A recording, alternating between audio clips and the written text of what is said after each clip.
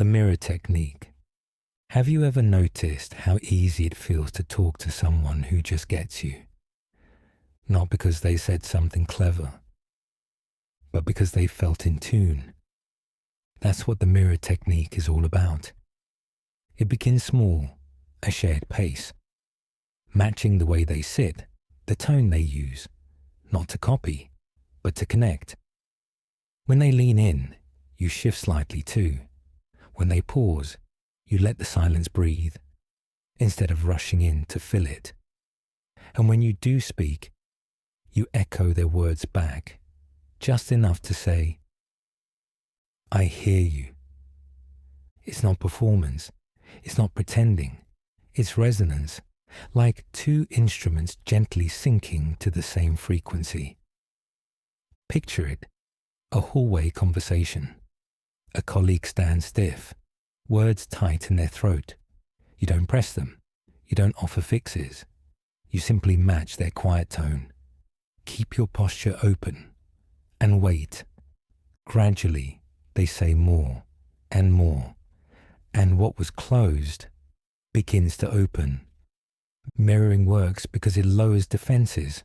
It says, I'm not here to fix you, not here to judge you. I'm just here with you. You'll see this in therapy, in delicate parenting moments, in sales conversations where logic fails but presence breaks through. People soften when they feel you're not against them, but with them, even if you disagree. When you reflect someone's emotional rhythm, their tempo, their tone, they don't feel controlled, they feel safe. And safety creates honesty. The mirror technique doesn't require brilliance. It just requires attention. Soft, undivided human attention. And in a world so loud, that might be the rarest kind of power. Quiet, simple, and fast. The next time a moment feels tense, don't push. Just mirror. And let connection unfold. Yes, ladder. It doesn't always start with a big yes. Sometimes it begins quietly. A nod, a small agreement, one gentle step at a time. Picture a team kitchen. A team lead walks up to a new hire only days into the job. They've been quiet, hesitant. The lead doesn't dive into feedback. They start light. Did you find the printer okay yesterday? A nod. Yeah. A smile. Easy. How about the onboarding videos? No glitches? Another nod. All smooth. Then, do you mind catching up for 5 minutes later this afternoon? This time, the yes comes quicker, softer. The trust is already building. Later, when they talk about workflow, there's no wall up, no tension, just rhythm and shared space. The yes ladder works because it eases people in. It builds agreement through tiny, low-stakes questions. Each yes relaxes the body, opens the mind. It creates a pattern. So when the bigger ask comes, it doesn't feel big anymore. It just feels like the next step. Not a push, a continuation. You'll see it in old friends reconnecting, community leaders building support, even in simple conversations where you're trying to ease tension. It's not manipulation, it's alignment. Because the hardest part of saying yes isn't the word, it's the fear of losing control. But if you're already halfway up the ladder, one more step doesn't feel risky. It feels natural. Because you're already moving, one yes at a time. Say, because want someone to listen. Add a because. It doesn't need to be smart or convincing. Just there. Can I take this seat? Because my leg's cramping. Mind if I go ahead? Because my coffee's already paid for. Can I borrow your charger? because mine's in the other room. Even if the logic is thin, the reason matters. Why? Because the brain wants a path, not a demand, not a mystery. A reason, no matter how small, creates structure. Because turns a request into a story. It answers the silent question. Why are you asking me this? You'll see it in everyday life, in lines, in classrooms, in group chats. Without because, a question can feel sharp. With it, it softens, slides in more smoothly. It creates agreement without effort. This isn't about tricking people. It's about reducing friction. People don't resist answers. They resist confusion. So next time you ask, even if it's tiny, anchor it. Say because. Bring something in your hand. We often decide who belongs before a word is spoken. In a co-working space, a newcomer walks toward a group already mid-chat. He's new, unknown, uninvited, for now. But he's holding 2 mugs, one for himself, one for anyone nearby. I wasn't sure if anyone wanted tea, he says, no drama. A small laugh, a mug accepted. The circle quietly shifts. They make space. He hasn't spoken much, doesn't need to. He arrived with something in his hand, and that said enough. When you carry something, anything, you signal presence. You soften the entrance. You tell the room, I didn't just show up. I came with something to offer. In parenting, it helps calm nerves. In therapy, it grounds anxious hands. In networking, it breaks the ice. Even in meetings, a notebook, a folder, a snack, it says, I came ready. It doesn't have to be important, just intentional. Because small objects carry big messages. They say, I have purpose. I'm engaged. And sometimes, that's enough to turn a room full of strangers into one quiet welcome. Confidence loop. People don't always need a pep talk. They just need a mirror. One that reflects the version of themselves they hope is true. Outside a buzzing cafe, someone stands frozen. It's open mic night. They signed up weeks ago. But tonight, they almost walk past the door. Then a stranger holds it open and smiles. Right on time. I always love hearing the early performers. No pressure. Just a soft assumption that they belong. By the time they're on stage, that borrowed belief, it feels like their own. That's how the confidence loop begins. Not with self-belief, but with how someone is seen. Treat someone like they're already capable, and they start acting like it. Others respond to that version, and soon the loop completes itself. Posture changes, voice steadies. Confidence shows up, like it was always there. You'll notice it in backstage whispers. You've got the perfect energy for this crowd. Or in group projects, when someone finally speaks, because someone else listened first. Even with siblings or friends, a quiet moment of recognition often builds more than loud advice ever could. It's not about false flattery. It's about lending belief, just long enough for someone to hold it on their own. Most people already know their limits. They don't need help remembering those. What they need is someone to look at them like they have already made it through. The power of pause. After a community meeting, a pointed question is asked. Everyone turns, expecting a quick reply, but the person doesn't jump in. They look up, think, then calmly say, "That's a good question. Let me think out loud for a second." The room quiets, not because of what they said, but because of what they didn't. That pause, it wasn't hesitation. It was presence. One extra beat. Just a second longer than expected. And suddenly, everyone's listening. A pause interrupts noise. It cools urgency. It makes a thought feel deliberate, not automatic. You'll notice it in deep conversations between people rebuilding trust. Silence isn't avoided, it's honored. Or when someone's asked about a distant memory and they stop, not because they're unsure, but because they want to get it right. Silence isn't empty, it's full of meaning, charged with expectation, emotion, hope. A pause, well placed, holds space. It lets a moment land, and when it does, people don't just hear what's next. They're ready for it. Use their name, rewire the brain. In a neighborhood cafe, someone places an order distractedly. The barista confirms, "Got it, Jess. I'll have that out in a second."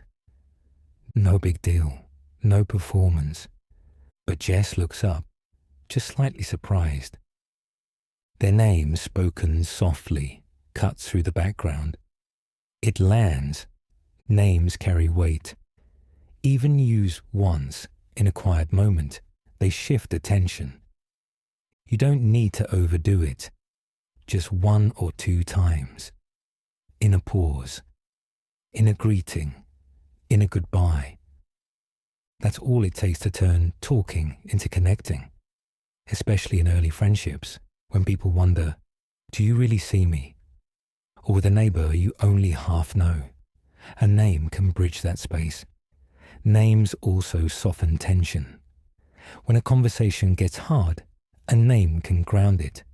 Bring it back to human. Even in writing, a name in a message makes it feel personal, anchored, real, not copied, not generic, just meant for you.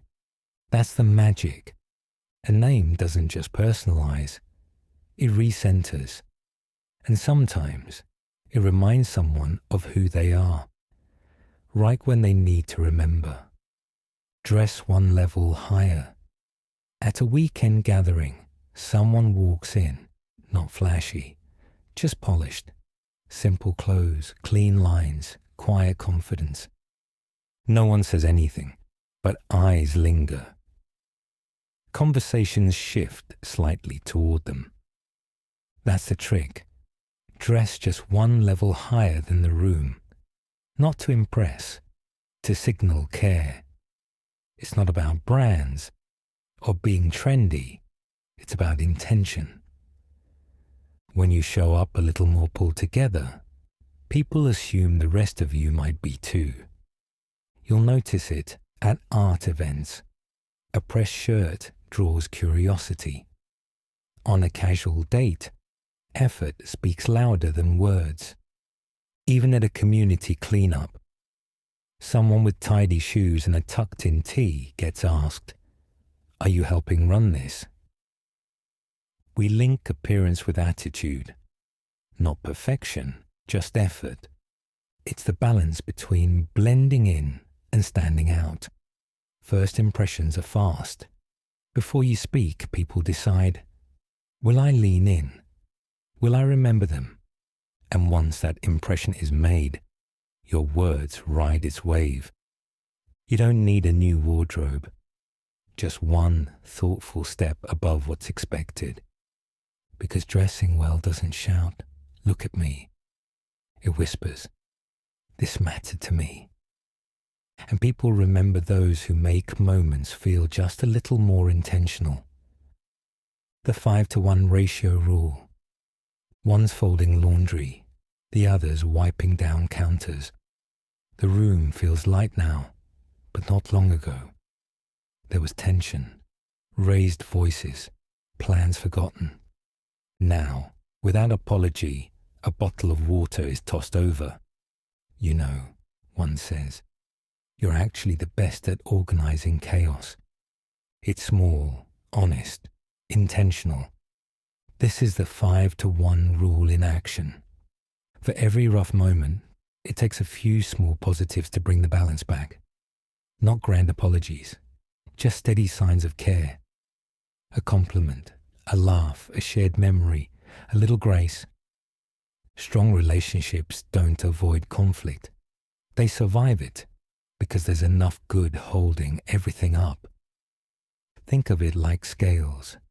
If someone interrupts once but often makes you laugh, you don't call them rude.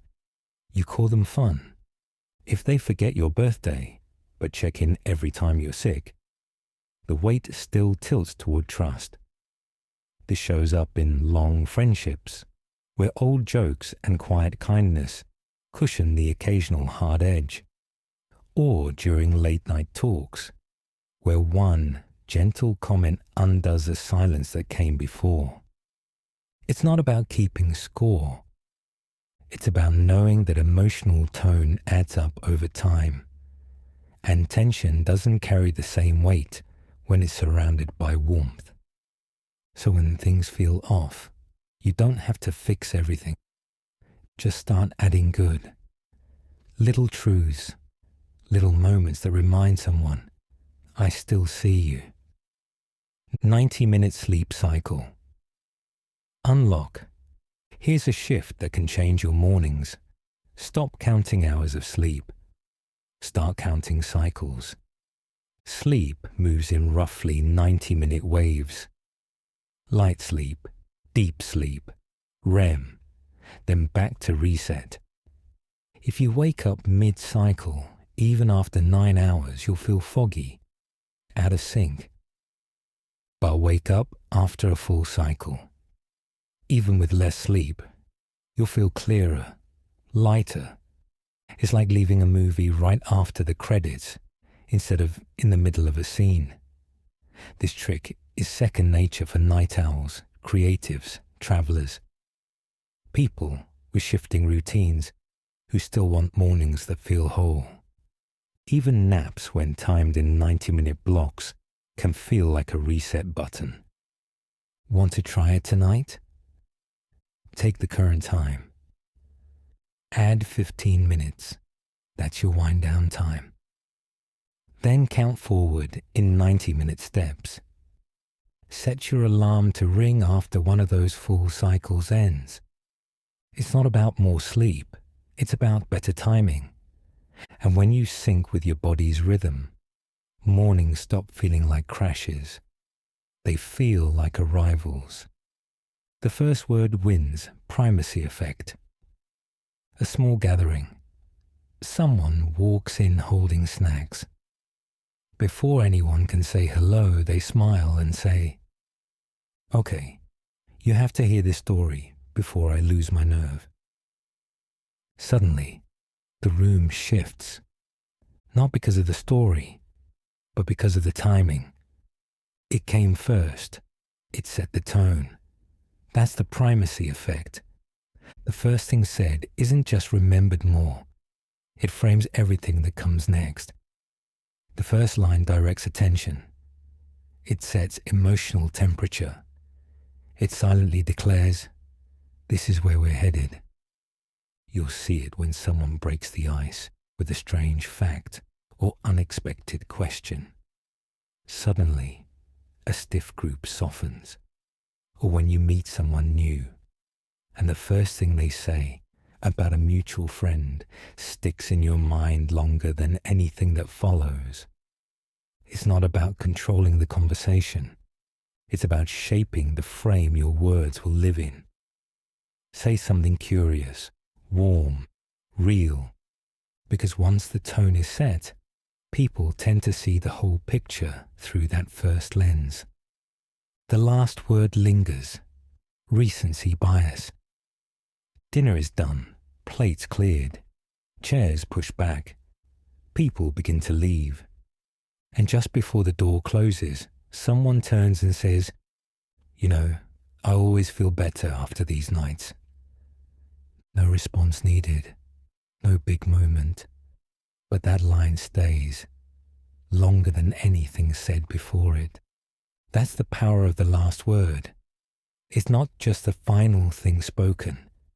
It's the thing that echoes. Our brains are tilted toward endings. They feel like conclusions, even when nothing's been resolved. The final moment of a movie. The last message before sleep. The way someone signs off. We remember how things leave us, more than how they meet us. You'll see it when a call ends with a sincere thanks, or when a message finishes not with a question, but with calm. Drive safe. I'll think about what you said. This was good. Simple, but solid. The exit becomes a memory. So if you want to leave an impression, don't rush the end.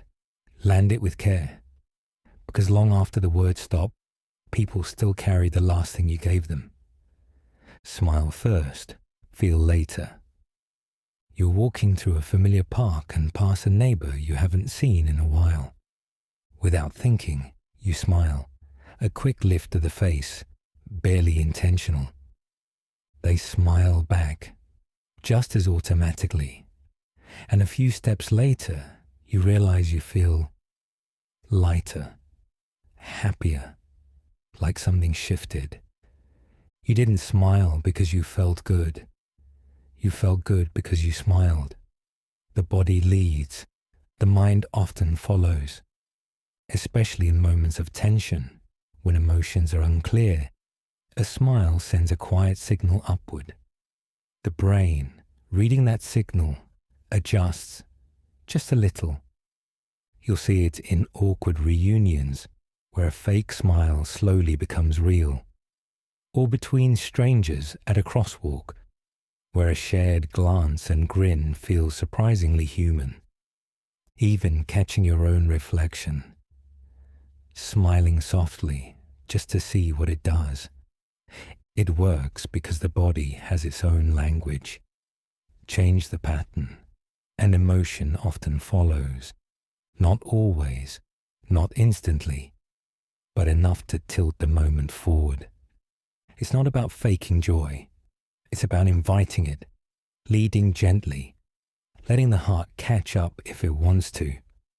So the next time things feel flat, off, or disconnected, start with the smallest signal, a smile, even if it's just to yourself. You don't have to mean it yet. Sometimes the meaning comes after. Lower your voice, raise their respect. At a local event, a disagreement starts. Something small, a forgotten task. Voices rise, energy shifts. Then one person speaks, not louder, lower, slower, calmer. Suddenly, the room shifts too. Not because of what was said, but how. Volume doesn't create authority. Presence does. Lowering your voice in tense moments doesn't make you small. It makes you strong. It says, I'm not here to add noise. I'm here to anchor it. You'll see it in group conversations, when someone calms the room not by dominating, but by softening their words. Or between close friends during emotional talks, when one person stops pushing and starts listening. It works because contrast catches attention. A calm voice in a loud space doesn't disappear. It cuts through.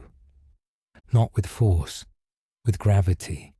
And people notice, because we're used to thinking that louder wins.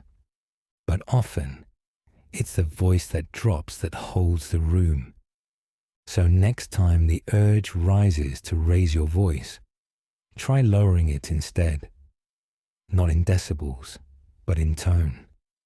That's where respect begins. Nod. While asking equals yes bias. Two friends stand in front of a food truck. Both are indecisive. One turns and asks, "Want to split the sweet potato fries?" And as they ask, they nod. Without thinking, the other nods too. Yeah, sure. That's the yes bias. Not pressure, just rhythm. when your body gestures agreement. The mind often follows. You'll see it in tiny moments. Choosing a movie, picking a route, making a quick plan. One person suggests, nods slightly, and before the other even thinks it through, they're saying, okay. It's not manipulation. It's alignment. The nod says, this feels safe. This makes sense. This will be fine. And most of the time, it is. It works best when the question already leans toward yes. You're not forcing. You're smoothing the way. You'll also see it in gentle encouragement. Want to try it? Nod. Suddenly, it feels less risky. So next time you ask, let your body speak first. A soft nod, a calm tone, just enough to tip the answer without pushing it there. Ask for advice, gain influence. Two classmates finish a group project. One turns to the other and says, quick thing, how would you have handled the part where it nearly fell apart? No ego, no setup, just a real question. And just like that, the energy changes. Asking for advice doesn't make you look weak. It makes the other person feel valued. It opens trust. It invites connection. And surprisingly, it often increases your influence, not lessens it. Because when someone gives advice, they invest in your success. They start rooting for the outcome they help shape. It becomes partly theirs. You'll notice this between neighbors trying to fix a leaky faucet. Or early friendships, where one says, how do you usually handle things like this? The question says, I trust your judgment. And that, more than any compliment, lands deeply. It flips the script. We think influence comes from confidence, but often it grows from humility. And here's the best part. You don't even have to take the advice. Just asking invites someone into your process. And that's where alignment begins. So next time you want to connect, don't pitch, don't persuade. Just ask, what would you do? The answer might help, but the asking, that's what truly lands. Echo their words, earn their trust. At a busy outdoor market, someone's talking about the scarf they're wearing, where they found it, why they love it. The listener isn't fully tuned in until they hear, I guess I'm drawn to things that feel like they've been through something. That line lingers. The listener repeats it back, not dramatically, just gently. Things that feel like they've been through something. The speaker pauses, nods, and keeps going. More open now, more connected. This is the quiet power of reflection. Not copying, not correcting. Just echoing something meaningful back to the person who said it. You'll see it on long walks when someone opens up and you respond using their own words. Or during casual chats, someone says, it's been a weird month. And instead of jumping in, you ask, weird how? It lands softer. It doesn't redirect. It just invites. Even in tension, when someone says, I felt dismissed, and you respond with, dismissed? Not with doubt, with care. It makes people feel heard, understood. Because when the brain hears its own language mirrored, it relaxes, it stops bracing. Next time someone shares something real, don't reach for something new. Just echo what they've already given you. A word, a phrase, reflected back with care. That S, what trust sounds like. Familiar words, spoken by someone else. Let them talk first, then you win. There's the real start of a conversation, when they speak first, not you. When someone talks first, they show you where they are. They give you the map. And once you have the map, you don't need to guess anymore. Most people rush to speak first, thinking it gives them control. But often, the opposite is true. Speaking second lets you respond, not project. You'll notice it in quiet meetups with new acquaintances, or with old friends who need a minute to find their voice again. Even when deciding something simple, like where to eat, the one who waits to respond usually sets the tone.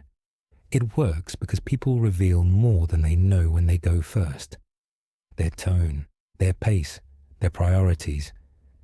And if you shape your reply based on what they gave you, not what you assumed, it lands smoother. It sticks. Letting them go first isn't passive. It's strategic.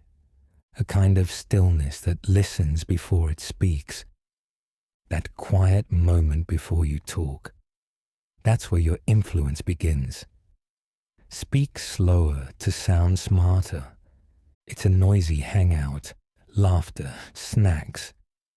Everyone's talking over each other. Then someone joins in, not louder, just slower. So this might sound random, but has anyone actually read the microwave popcorn instructions? The room calms, just a little. Not because the topic's deep, but because of the delivery. Slower feels thoughtful, intentional. The brain hears it and assumes. This person has already considered what they're saying.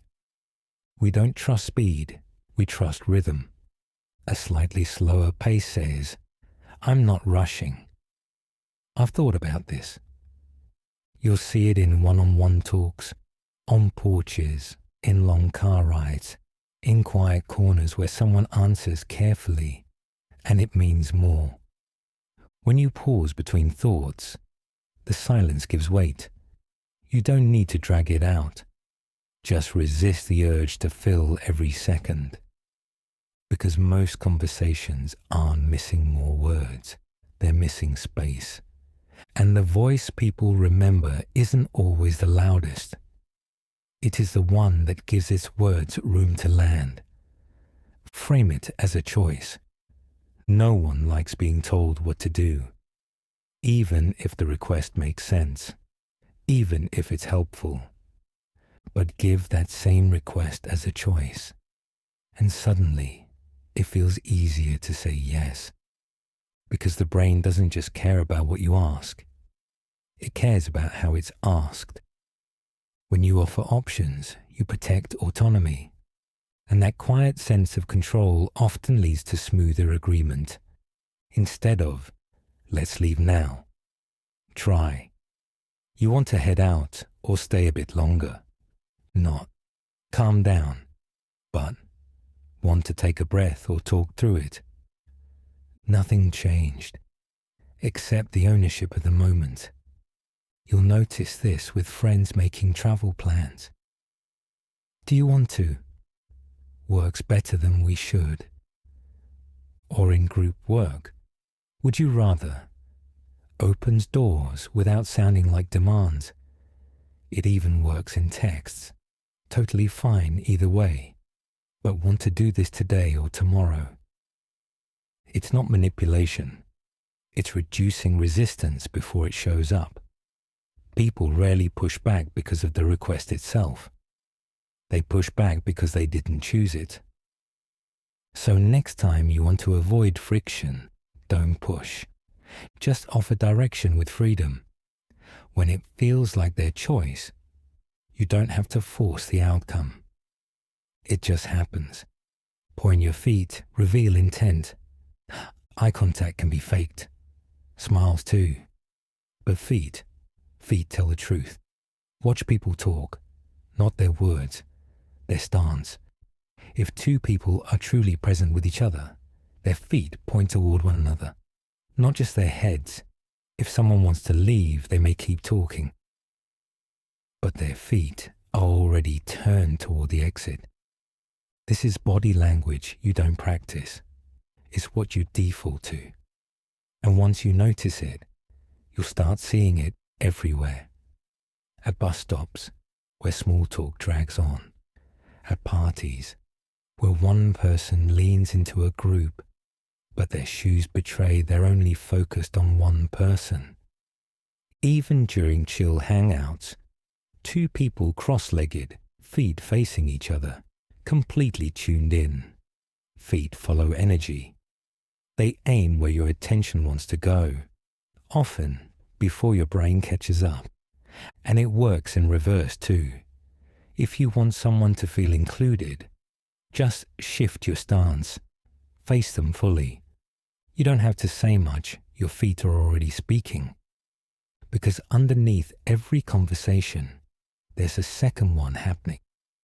And more often than not, your shoes are the first to speak. Look at their shoes, read their personality. You don't have to judge, just notice. Shoes carry stories, quiet ones, scuffed toes, laces double knotted, bright colours, muted soles. People don't always choose their shoes with care, but they live in them. And how someone treats their shoes can say a lot. Not about style, about rhythm, about movement. Some are spotless, wiped clean, always in place. Others are beaten up, from errands, early mornings, long walks. Some don't match the outfit at all, but they were clearly chosen for comfort. It's all information, offered, not announced. You'll notice small things. Rain boots on a sunny day. Not an accident, just someone who plans ahead. Or a contrast.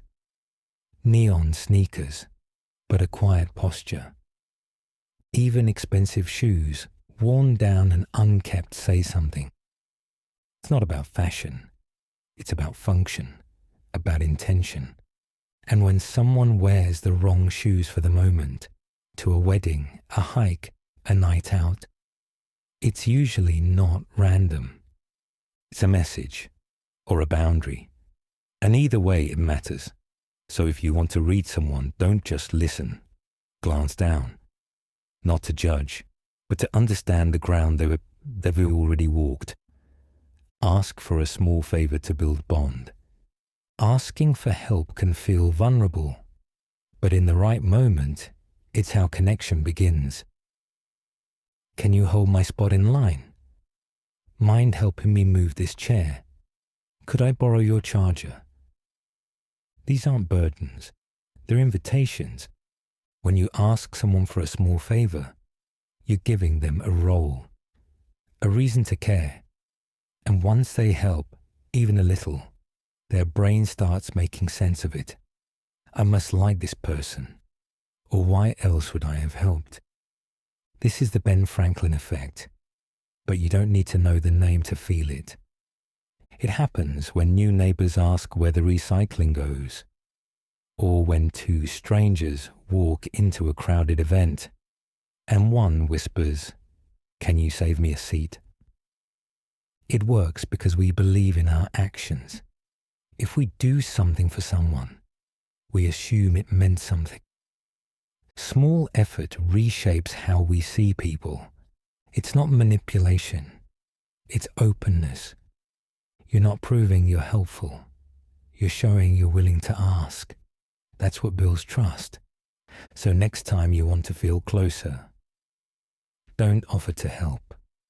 Ask for help, just a little. Because people bond faster when they feel needed, not just admired. Use silence to own space. A story ends. Everyone looks to the speaker. But instead of rushing in, they say nothing, not awkwardly, just long enough for the moment to settle.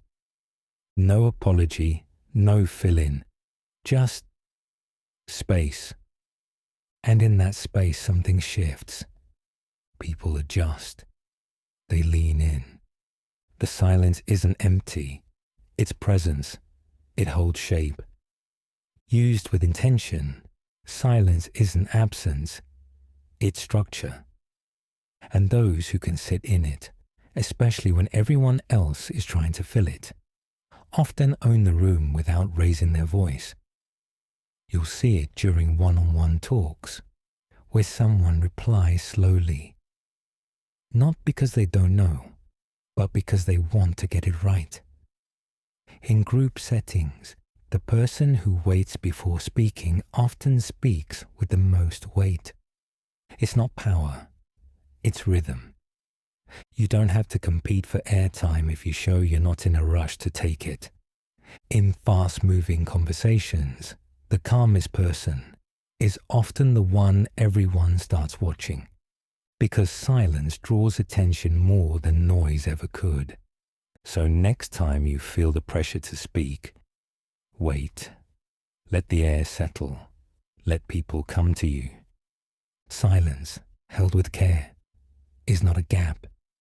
It's a signal that something real is about to be said. Show palm equals gain trust instantly. You're in conversation.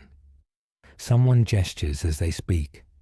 Palm up, relaxed, easy, not dramatic, not staged, just natural. And without realizing it, the other person leans in. They soften. Open palms signal something deep, something older than language, safety. Long before words, the body was our first communicator. Palms hidden meant danger. Palms shown, no threat, no weapon, just presence. That instinct still lives in us. You'll see it when someone's calming a tense moment, not just by speaking gently, but by keeping their hands visible. When a friend shrugs, both hands open, saying, "I didn't mean it that way." The words matter, but the body speaks first. Even casual conversations feel easier when you're side by side. Hands resting on the table, not crossed, not tucked away. It's not about performing trust. It's about aligning with it. When your words and body say the same thing, people don't need to be convinced. They just believe you. So if you want to build trust, do it quietly. Keep your hands visible, not in surrender, in sincerity. Because when the body tells the truth, the mind tends to follow. Compliment behind their back reaches their ears. You're chatting with someone and you mention, almost offhand, how calm another person was during a weird situation. You don't say it to their face. You don't make a show of it. You just say it and move on. But later, they're warmer with you, a little more open. Maybe they don't even know why. That's the power of quiet compliments, the kind you give when you expect no credit. They don't weaken with distance. They multiply dot, because when someone hears you said something kind behind their back, without needing attention, it lands deeper. It feels real, because there was no performance. You'll see this in friend circles, where one person says, "She's always solid in a crisis," and word travels back, soft, delayed, but remembered. Or between neighbors, he's the kind of person who checks on people when no one else does. It's not just about what's heard, it's what's inferred. If you spoke well of them when they weren't there, you probably see them kindly when they are. So next time you notice something good in someone, don't rush to tell them. Say it nearby. Say it sincerely. Say it when there's nothing in it for you. And trust, it'll echo where it's meant to. Use we instead of you. You forgot to lock the door versus looks like we forgot to lock the door. Same truth, completely different feeling. One divides, the other joins. When you say we instead of you, you're not changing the fact. You're changing how it lands. Suddenly you're not blaming. You're sharing. It's not about avoiding responsibility. It's about keeping the connection intact. Even small phrases can make someone feel either isolated or included. And it's one of the quickest paths to inclusion. You'll hear it between close friends sorting out miscommunications. We must have crossed wires feels easier than you didn't say that. Or during group decisions, should we head out feels warmer than are you ready to go. It even softens apologies. We didn't handle that well. Even if one person caused more of the mess, the shared language builds trust. We says, I'm still with you, even if this didn't go perfectly. So next time something small goes sideways, don't assign blame. Share the moment. Use we. Not to erase truth, but to carry it gently. Because the goal isn't just to be right. It's to stay close. Break the script. Control the moment. Hi, how are you? Good. You? Good. It's the default loop. Safe, predictable, forgettable. No one's really thinking. Everyone's just responding. Until someone breaks it. Hi, how are you? I once saw someone rescue a duck from a fountain using a traffic cone. Now the moment is real. Breaking the script means stepping outside the usual rhythm. Not to confuse people, but to wake them up. Most conversations are on autopilot, comfortable, empty. But when you gently change that rhythm, you take control of the moment. Not by being louder, just different. It could be a compliment instead of a hello, a quick story instead of small talk, even a pause where words are expected. You'll notice it when someone answers, how's it going? With better now that you're here. And somehow it lands. Or when a guest at a party offers to help wash dishes instead of waiting to be entertained. The room shifts because the rhythm changed. The brain is wired to ignore repetition, but it notices surprise. Patterns make us drift. A small twist brings us back. This isn't about being random. It's about being awake, choosing to play instead of perform, redirecting a moment with lightness, not volume. So next time you feel a conversation sliding into default, change one line. Just enough to make someone remember it happened, because the one who breaks the script gets to write the next line. Mirror their breathing to calm them. Sometimes words don't help, not because they're wrong, but because the person can't hear them yet. They're overwhelmed, anxious, on edge. And advice won't land, but presence might. Not through what you say, but how you breathe. When you quietly match someone's breathing, your body says, I'm with you. And once you're in sync, you can gently slow your own breath, and theirs may follow, without needing a word. You don't mention it. You don't push. You just breathe, steady, grounded, real, and something in them often softens to match you. You'll see it in the quiet. Sitting on a bench after hard news, standing side by side in a kitchen after the fight is over, but the silence remains, waiting through a moment that doesn't need solving, just holding. It works because the nervous system is social. We mirror without even trying.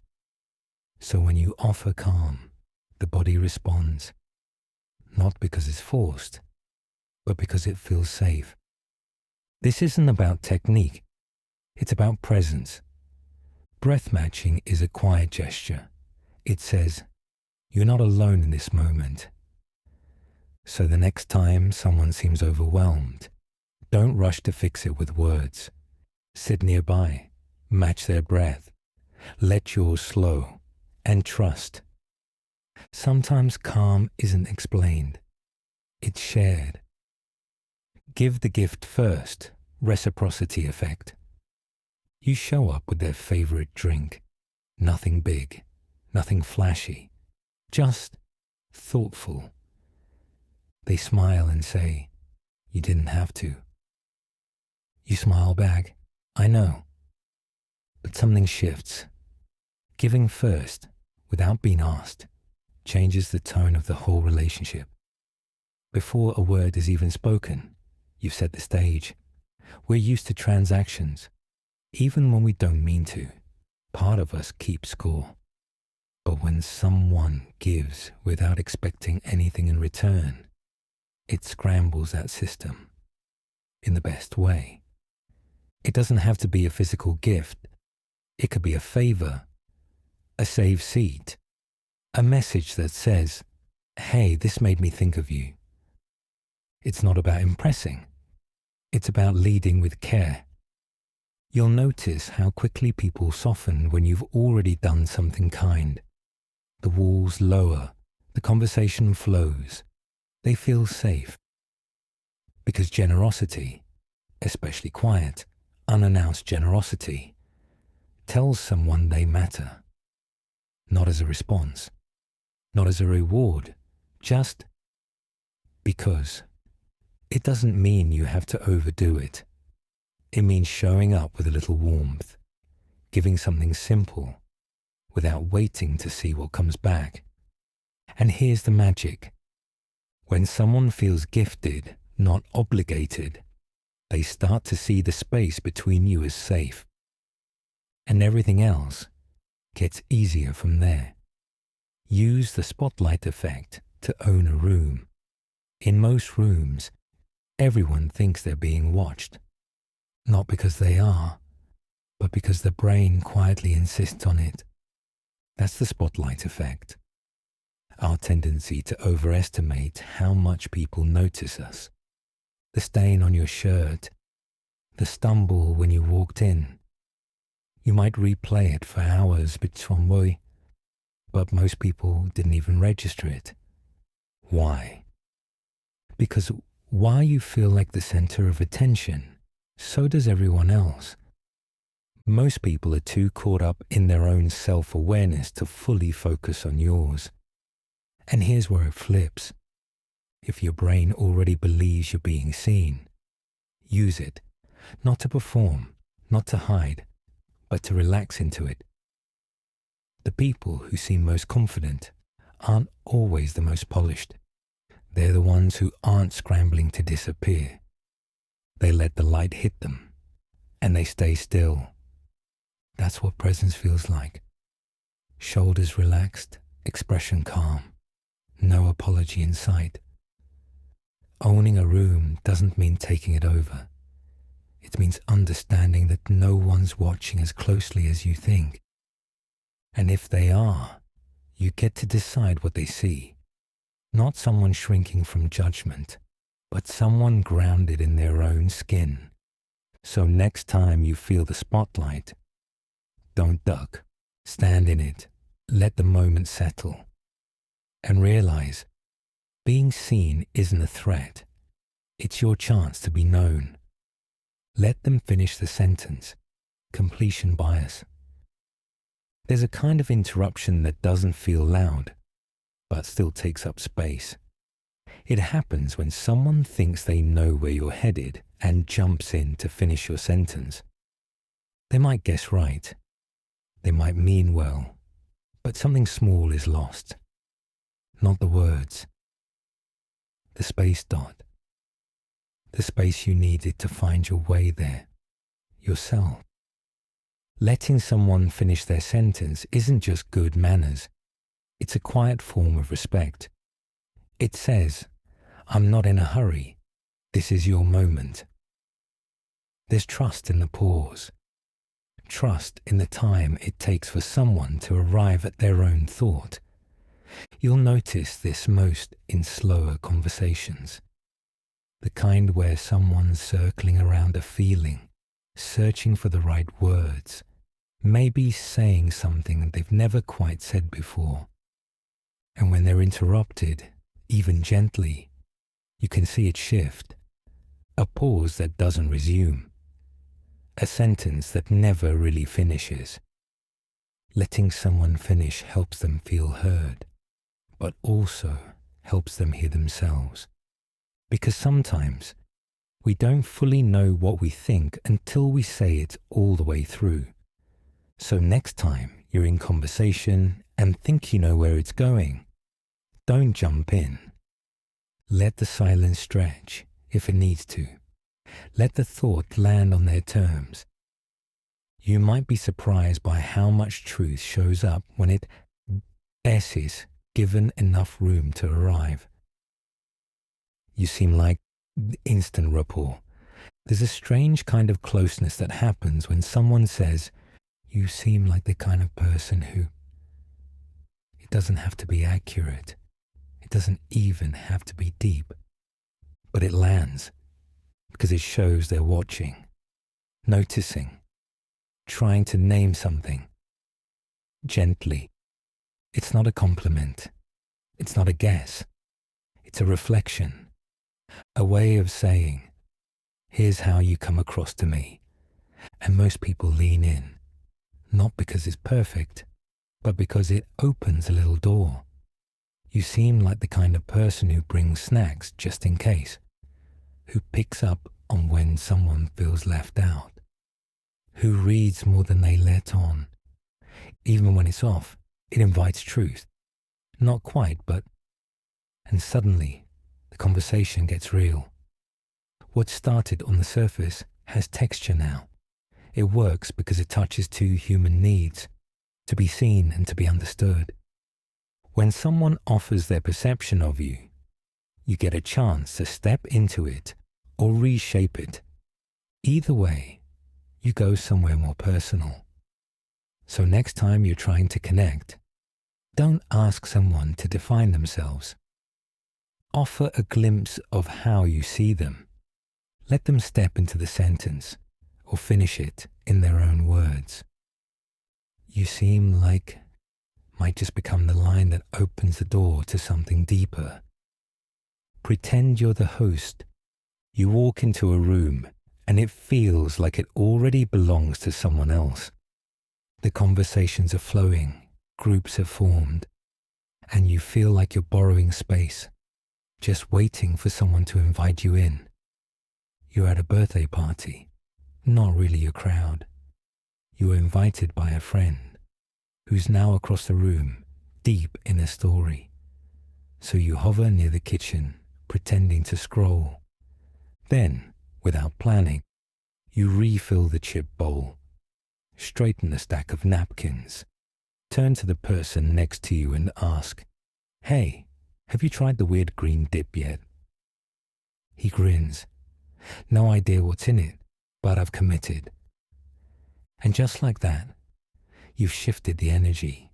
You stopped being a guest. You acted like a host. That's the trick. When you take small ownership of the space, when you care for it like it's partly yours, you gain quiet authority. People don't always notice why they feel more comfortable, but they do feel it. Because the human mind links confidence not with loudness, but with caretaking. It's what good teachers do, what smooth negotiators do, what grounded leaders do. Not because they're in charge, but because they act like the space matters. You don't need permission to belong. You don't need a role or a title. Just act like your presence makes the room a little better. Then take one small step in that direction. Often, that's all it takes for everyone else to agree. You were not just there, you were part of it. Ask about childhood equals instant connection. You're on a balcony at a casual gathering. Someone quiet joins you, polite, soft-spoken. A few minutes of small talk pass. Then you ask gently, "What were you like as a kid?"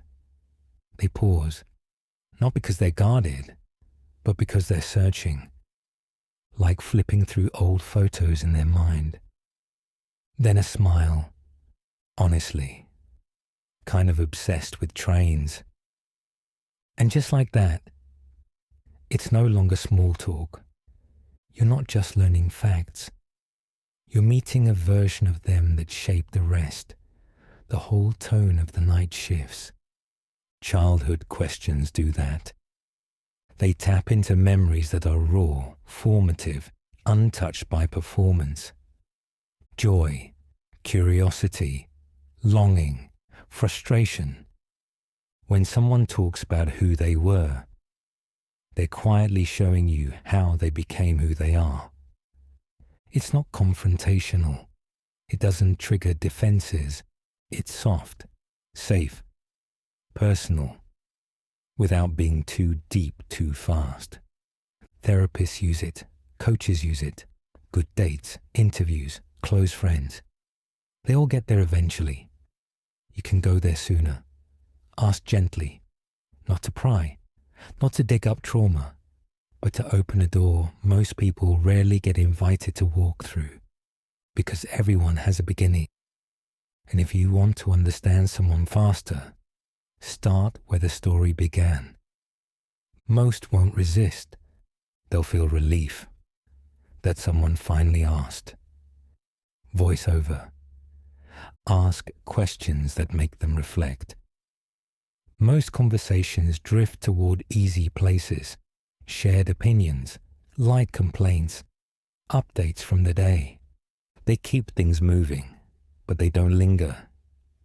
Then, once in a while, someone asks something that stops you. Not because it's hard, but because it matters. You're sitting in a quiet cafe, talking with someone you've known a long time, but not very deeply.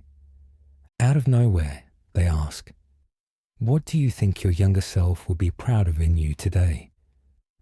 You laugh, caught off guard, then pause, because that question stays with you. When you finally answer, it's not polished. It's not something you've said out loud before. And that's when everything shifts from routine to reflection. Our brains like patterns, but when a question breaks the rhythm, not to test but to invite, the mind turns inward. It stops pulling from what's been said before and starts creating something new. That's where real connection lives. You'll see it in coaching, in parenting, in friendships that deepen unexpectedly. A question like, "What's something you've unlearned this year?" Or, "What are you afraid to want?" Not clever, just curious in a way that makes someone feel worth answering. Because most people want to reflect. They just don't get asked in ways that give them permission. You don't need the perfect line. Just one honest question that makes someone go quiet for a moment. Not because they're stuck, but because they're finally thinking about something that counts. And that pause, that's the sound of trust being built. Self-deprecate, then take the stage. Confidence makes people listen, but too much of it, too soon, makes them pull back. Even if they smile, even if they nod, there's a wall that stays up. What brings it down? Oddly enough, a little humility. You're in a team meeting, nothing big, just weekly check-ins. It's your turn to present. Before diving in, you say, "Okay, I'm not exactly a design genius, so be gentle with these mock-ups." Everyone chuckles. The tension melts. And now, they're actually listening. You didn't shrink yourself. You just made yourself easier to hear. That's the shift. When you lightly joke about yourself, The spotlight softens. You don't seem distant. You seem real. You're not announcing your power. You're making space for comfort. And once people are comfortable, they're far more open to everything that follows. It works because self-deprecation disarms. It shows you're self-aware, not trying too hard, not afraid to admit small flaws. You even take the sting out of possible judgment by naming it first. And when you do speak with confidence, it lands better because it feels earned. You'll see this in stand-up comedy, in TED Talks, in good teachers, in smart leaders. Not as a trick, as timing. Lead with warmth. Then bring clarity. The point isn't to downplay what matters. It's to soften the edge so people lean in, instead of flinching away. Say something real, maybe a little clumsy, maybe a little funny. Then deliver what you came to say. You don't have to be the most polished in the room. You just need to be someone people want to hear. And sometimes, a small, honest moment is all it takes to earn the rest of their attention. Sit diagonally, not head on. There's a kind of energy that happens when two people feel in sync. It's not just in what they say, it's in the space between them. You're in a cafe, sitting across from a colleague you don't know well, talking about a new project. It's going fine, but it feels a little stiff, a little formal. You're both sitting directly across from each other. Eye contact is steady, professional, but something feels slightly off. Without thinking much, you shift, just a little. Turn your body slightly to the side. Now you're at a soft angle, not head on. They shift too, without realizing it. And suddenly, it's easier. You're no longer two people facing off across a table. You're side by side in spirit, sharing ideas in a space that feels more relaxed. That's the quiet power of sitting diagonally. Our minds associate face-to-face positioning with confrontation, even if the conversation isn't tense. But a slight angle changes that. It tells the brain, there's no threat here, just openness, just ease. You'll see it in interviews, in therapy, even in casual hangouts. When someone angles themselves towards you, not directly at you, it feels safer, less intense, more welcoming. It's a small shift, but it makes a big difference. You don't have to try harder to make people comfortable. Just change the angle and let the conversation settle into its own rhythm. Say their name at goodbye. The end of a conversation often matters more than the beginning, because people remember how you made them feel right before they walk away. It's a quiet evening. You've just had dinner with a coworker. The kind of chat that wanders through stories and silences. As you stand to leave, you say, "Thanks for dinner, Emily. It was really good to see you." And something shifts. Her smile widens. The goodbye feels warmer, more real, because you used her name. Saying someone's name at goodbye closes the loop in a personal way. It anchors the moment. It says, you mattered here. The human brain is wired to react to its own name. It wakes up, leans in, feels known. You'll see great leaders do it, close friends, skilled therapists, even thoughtful salespeople. Because it's not just a name, it's a signal. This wasn't just small talk, we connected. In therapy, a counselor might end with, "See you next week, Jamie." And it makes the whole session feel more grounded. In parenting, saying a child's name at the end of the day, not just a goodbye, but their goodbye, builds trust. In any interaction, adding someone's name turns a polite exit into a remembered one. So next time you part ways, don't just say, "See you later." Say their name and watch how it deepens even the smallest goodbye. Fake a deadline to get faster results. You're both staring at the same project for the third day in a row. Progress is crawling, not because it's hard, but because there's no pressure. There's no urgency. Just an open-ended task floating in a space where someday lives. So you try something different. You casually say, "Hey, I really need to wrap this up by 3 p.m. Can you pull the data by then?" You don't mention that 3 p.m. is entirely made up, a deadline you just invented. But something shifts. They nod, open their laptop, and dive in, more focused than they've been all week. Files appear, notes surface. By 2:45, the task is done. That's the quiet brilliance of a fake deadline. Our brains are wired for urgency. When a task becomes time-bound, even artificially, focus narrows. Energy rises. Distractions fade. It's not about pressure. It's about creating momentum. You'll see this in sales. Offer ends at midnight. You'll feel it in group chats. Let's decide by the weekend. And you'll use it in your own life. I'm giving myself 1 hour to finish this. We think we work best with freedom, but often we work best with a clock. Not forever, just for now.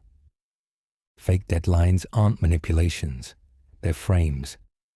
They shift the task from maybe later to right now. And that S usually all it takes to get something finally, mercifully, done. Raise eyebrows when you see someone. You're walking down the hall, headed to the break room, coffee on your mind. A co-worker approaches from the other direction. You make brief eye contact, lift your eyebrows slightly, just enough to say, "I see you." They return the gesture, a small smile, a tiny shift in posture. And just like that, something unspoken passes between you. That's all it takes. 2 eyebrows, raised for a heartbeat, connection made. It doesn't shout. It doesn't demand. It just quietly says, "I recognize you." The raised eyebrow is older than language, a primal cue that tells the brain, this is safe, this is familiar, this is someone who sees me. Unlike a smile, which can be automatic, the eyebrow raise feels personal, intentional, custom fit to that moment. You'll see it everywhere once you start looking. In sales, it makes clients feel noticed. In therapy, it deepens quiet trust. In friendships, it builds closeness without ever needing a word. It's not performative. It's not flashy. It's just presence, offered in a glance. Next time you pass someone, a co-worker, a stranger, a friend, don't underestimate the power of the smallest gesture. Lift your brows, give that tiny flick of recognition, and let them walk away feeling just a little more human because you saw them. Use scarcity. Only a few people know this. You're sitting across from a friend talking about something new, a trend, a tool, a little-known app. They lean in, curious, and you lower your voice. Only a few people know about this one, but it's going to be big. Their eyes light up. They're not just listening now. They're invested, hooked, not because of the content, but because of how it was framed. That's scarcity, and the brain loves it. We're wired to want what's rare, what feels just out of reach, not because we're greedy, because we're alert. Scarcity feels urgent, important, special. You'll see it in marketing. Only 3 left in stock. You'll hear it in conversation. This hasn't launched publicly yet. And you'll feel it in your own chest when someone lets you in on something you didn't know you wanted, until it felt like you might miss it. This isn't manipulation, it's invitation, a signal that says, you're early, you're in, you matter. Used well, scarcity is intimacy. It makes information feel precious and the moment feel meaningful. It's not about lying. It's about framing, giving what you say a sense of timing, importance, and closeness. So the next time you want someone to really listen, don't shout louder, don't explain longer. Just lean in slightly and say, only a few people know this, and watch the connection deepen before you even finish the sentence. Speak to pain, not logic. Your mid-presentation. Charts on the screen, metrics on the slide, benefits lined up like bullet points you rehearsed 3 times. But across the table, they're not with you. Arms crossed, phone checked, that small forehead crease that says, I'm already tired of this. You keep going. Efficiency, timelines, savings. But nothing lands until you pivot. I know we're all stretched thin. Another project sounds like another burden. But picture trying to hit your targets without this tool. It'll be late nights again, scrambling again, and frustration that didn't need to happen. And just like that, they stop scrolling. You've spoken to the discomfort, not the data. Because that's what moves people, not logic, but the relief of pain being named, the fear of what might happen if things stay the same. We're not spreadsheets, we're systems of emotion, responding first with feeling long before reason catches up. You'll see it everywhere, in sales, where the pitch shifts from features to frustrations, in parenting, where logic fails but empathy softens, in relationships, where being heard matters more than being convinced. When you speak to someone's pain, you're not manipulating. You're meeting them right where it hurts, and that S, where change begins. Confess first, then ask. You're sitting on a friend's couch. The room's warm. The TV hums low in the background, but something's on your mind, a favor, and you don't want to sound needy. So you say, I feel a little awkward even saying this, but I've been falling behind lately, and I could really use your help. You don't lead with the ask, you lead with the truth. Their body softens, their face opens, and suddenly, it's not a transaction, it's a conversation. That's what confession does. It levels the ground. It says, I'm not above you, I'm just asking. This works everywhere. In sales, where the flaws are admitted before the features. In therapy, where vulnerability models safety. In relationships, where the first to open up makes space for others to do the same. People trust what feels real, and nothing feels more real than someone saying, I'm not perfect, but here I am.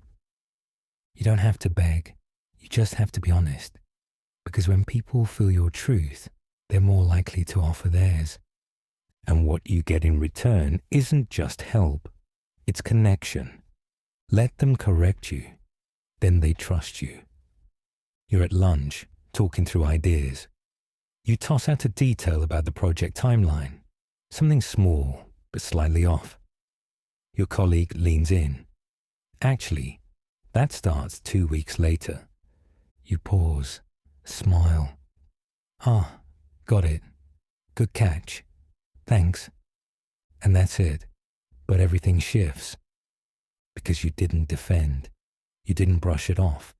You let them correct you. And now, they're leaning in, offering ideas, building momentum. Why? Because you gave them a moment of authority. People trust those who don't have to be right all the time. They trust those who make space for contribution. When someone corrects you, they invest in the process. It becomes partly theirs, not just your idea, our idea. You'll see this in good managers who ask, "What am I missing?" In good therapists who follow their client's lead. In good friends who don't interrupt truth just to protect ego. Letting someone correct you isn't weakness, it's respect. It says, "I value your brain. I don't need to win. I want to work with you." And when people feel that, they don't just trust you. They stand with you. Ask, "What would you do?" You're in a meeting, whiteboards half filled, coffee cooling in paper cups. Tension is thick, but polite. No one's raising their voice, but you can feel it. You're not aligned. You've presented your idea. They push back. It's circling now. Same concerns, same replies, stuck. Then you stop.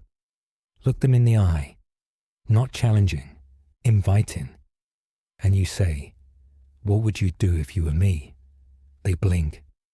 Not because you confused them, but because you've shifted something. You've handed over your position without giving up your place. They pause, consider, and then they speak. But this time is different. They're not defending. They're not criticizing. They're imagining themselves in your chair. And suddenly, they're collaborating. This small question, 6 words, softens the line between opposition and partnership. It doesn't demand agreement. It invites empathy. In sales, it makes the client feel heard. In leadership, it makes the team feel seen. In conflict, it lowers the shield without asking anyone to surrender. Because you're not asking for an answer. You're asking for reflection. And that's where real solutions live. People open up when they feel respected enough to be asked what they would do, not what they think you should do. So next time the room feels rigid, when egos tighten and ideas clash, try it. If you were me, what would you do? And watch the room breathe again. Say, "Most people don't know this." It's a casual dinner. Laughter, light clinking of cutlery, low chatter about headlines, weather, tech. Someone brings up a topic you know well, something you've spent years studying, tinkering with, testing. You could just jump in with the facts. Instead, you lean in slightly, lower your voice a touch and say, "Most people don't know this." The shift is instant. Forks pause. Heads tilt. Phones lower. You haven't even said the thing yet, but the table's already listening. Because that phrase, simple, subtle, taps something ancient in us. Curiosity. The need to know what others don't. You could be talking about a scientific nuance, or how your grandmother used to pickle lemons. It doesn't matter. Now they want to know. Because you've made it feel rare. That's the power of framing. Not exaggerating, just elevating. You've told them, this is something worth noticing. And so they do. In presentations, this phrase becomes a hook. In teaching, it creates suspense. In storytelling, it adds weight to even the quietest truth. But in conversation, in the soft, honest, human kind, it's a bridge between casual and captivated. Next time you want someone to lean in, not with their body, but with their attention, start like this. Most people don't know this, and let silence do the rest. Ask for help, like a teammate. Asking for help often feels uncomfortable. It brings along self-doubt, the fear of appearing weak, and sometimes even guilt. But the way you ask makes all the difference, not just in what you get, but in how it feels to those around you. You're sitting in a quiet cafe. A laptop glows softly in front of you.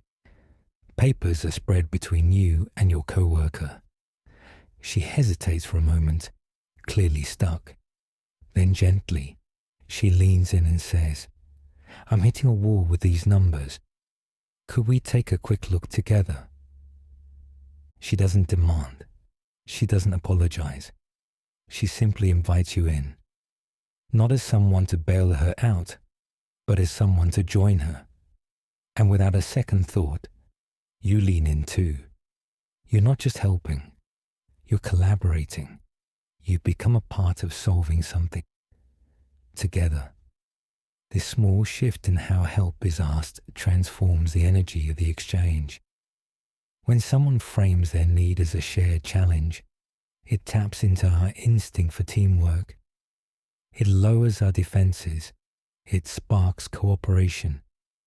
This approach is used everywhere by therapists who invite clients to reflect together rather than give commands. By skilled salespeople who say, "Let's explore this," instead of pushing features.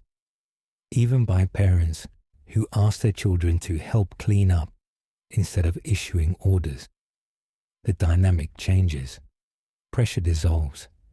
When you treat others as teammates, you tap into mutual responsibility. You turn hesitation into invitation.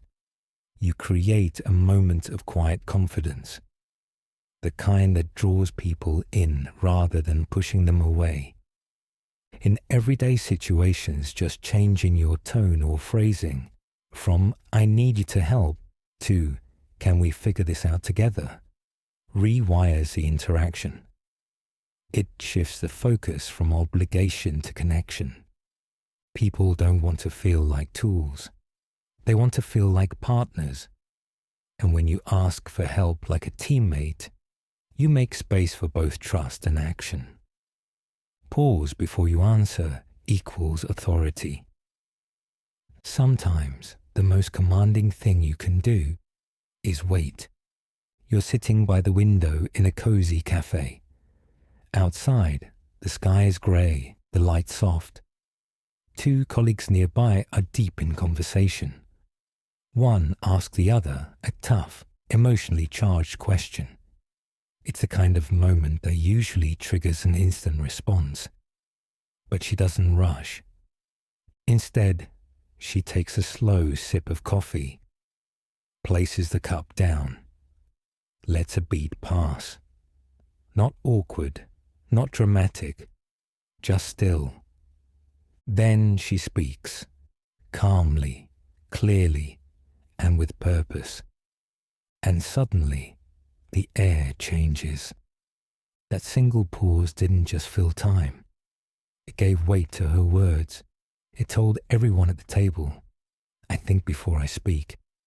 That pause wasn't about hesitation. It was about presence. In human communication, silence is often misunderstood. We think it means uncertainty, but when used with intention, it radiates confidence. It shows control. It gives others permission to slow down too. Therapists know this well. They let silence hang, gently encouraging deeper thought. Negotiators use it to signal strength without aggression. Parents use it to establish authority without raising their voice. And expert communicators everywhere use it to shape the tone of a conversation without saying much at all. When you pause before answering, your words land more deliberately. Your message becomes sharper. Your presence grows louder, even if your voice doesn't. People listen more closely to what follows a moment of silence. They lean in, expecting meaning. And you, without rushing, without forcing, deliver it. So next time someone asks you something important, stop, breathe, let the silence work for you. Because in a world full of noise, quiet composure speaks volumes. Act like you already belong. Belonging isn't something others always hand to you. Often, it's something you step into, even before anyone says, welcome. You walk into a networking event, a new job, or even a friend's gathering where you only know one person. The room is already buzzing with conversations, laughter, clinks of coffee cups or glasses, and it's tempting to shrink, to hang back near the wall, fiddle with your phone, wait to be invited into a circle. But the waiting often creates more distance than comfort. Now imagine a different version. You walk in, take a breath, and move with quiet purpose. You straighten a stack of papers at the sign-in table. You refill the snack bowl. You offer someone a napkin without being asked. Nothing big, nothing loud, just small acts of ownership. Suddenly, you're not just in the room, you're of the room. That's the power of acting like you already belong. It's not arrogance, it's not pretending, it's quiet confidence. A kind of internal permission slip that says, I'm allowed to be here. And something interesting happens when you do this. Other people respond in kind. They see you as more comfortable. They approach more easily. You've shifted from being a guest to becoming a part of the space. Without words, you've told the room and yourself, I matter here. This tactic is subtle, but it works in all kinds of environments. In new workspaces, it's the person who grabs a marker and sketches something on the whiteboard who becomes part of the brainstorm. In group discussions, it's the one who asks the first thoughtful question that opens the floor. In social settings, it's the person who clears a cup or straightens a chair who dissolves the awkwardness. This isn't about stealing the spotlight. It's about quietly stepping into your own presence. It's an emotional cue to others, yes, but also to yourself, that you don't have to earn space by proving something. You earn it by simply occupying it, calmly and respectfully. In psychology, this is often called pre-acceptance. You act as if you're already accepted, and in doing so, you often are. People are drawn to that energy, not performance, but groundedness. So next time you feel like an outsider, don't wait for permission. Offer help. Ask a question. Hold eye contact just a second longer. You belong, not because someone told you so, but because you showed up like it. Use, you don't have to ease resistance. There's a subtle kind of pressure that builds in conversation. The pressure to agree, to say yes, to comply. And sometimes, the more someone feels it, the more they resist, even if what you're asking is small. But there's a phrase that gently releases that pressure. A phrase that clears the air and opens the door without force. You don't have to. You're talking to a friend who's clearly overwhelmed. You're suggesting a weekend trip to unwind, but you can see the hesitation behind their smile. So instead of pushing, you add, hey, you don't have to decide right now. And something shifts. They relax. Their body language softens. They actually lean in. Because when people feel like they're not being pushed, they stop pushing back. The words, you don't have to, are disarming. They give the other person psychological space. You're saying, you're safe here. No expectations, no pressure. And in that freedom, people are more likely to genuinely engage, not because they have to, but because they want to. This phrase works in all kinds of moments. In a sales setting, you don't have to buy anything today. I just want you to have all the info. In a relationship, you don't have to talk about it if you're not ready. In leadership, you don't have to say yes right away, just think about it. What you're really doing is building trust. You're showing respect for their autonomy. You're not trying to win. You're trying to connect. And here's the paradox. When people feel they're free to walk away, they often move closer.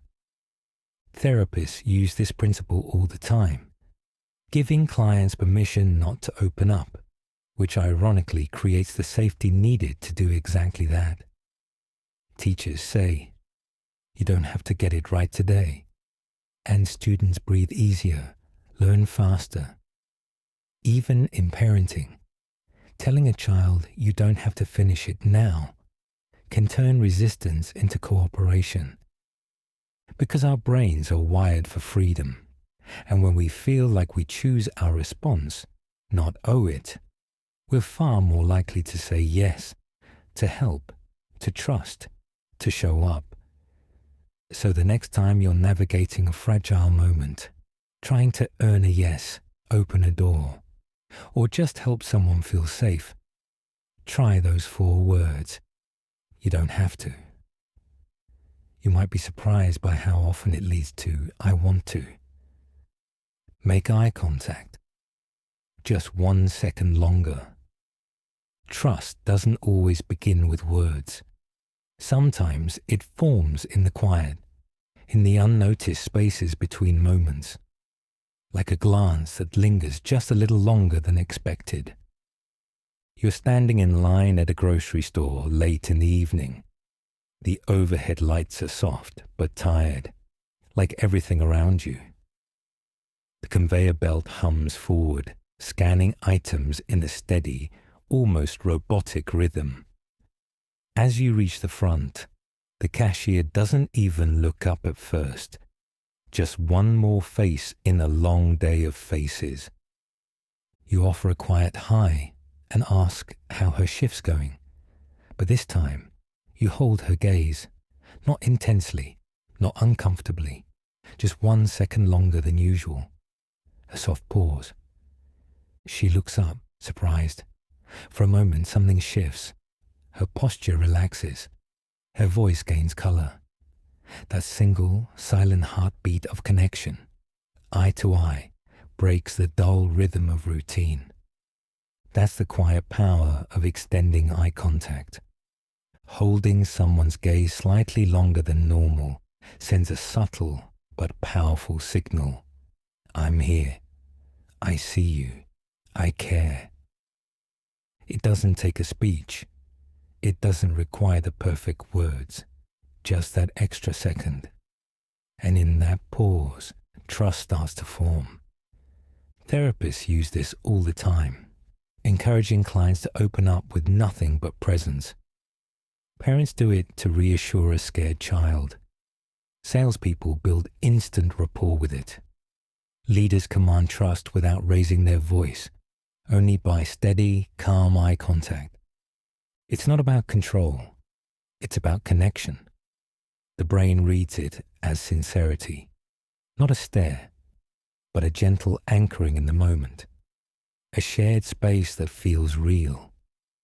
In a world full of distractions, this soft focus creates something rare, attention without agenda, presence without performance. Real communication often lives in what isn't said, in the breath between replies, in the seconds your eyes don't look away. Next time you greet someone, a stranger, a friend, even a colleague, try it. Hold the glance just 1 second longer, not to prove anything, but to offer something. Presence, respect, recognition. Sometimes That's all it takes to shift a moment from forgettable to human. Use anchoring. Mention a big number first. Sometimes the way we hear something has more impact than what we hear. And one of the simplest ways to guide someone's perception, without pressure, without tricks, is with a gentle technique called anchoring. Imagine you're at a cafe, mid-morning light spilling through the windows. Nearby, two friends are talking about planning a vacation. One of them leans in and says, "Yeah, flights were going for like $1,200 at first." You see the other flinch just slightly, eyebrows raised, breath caught. Then the first friend continues, "But yesterday, I saw tickets for around $500.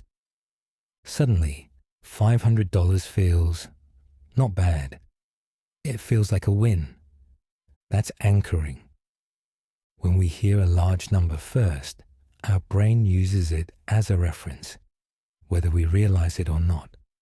So anything that comes next is subconsciously compared to it. The second number feels more reasonable, more manageable, even attractive. Not because it changed, but because our expectation shifted.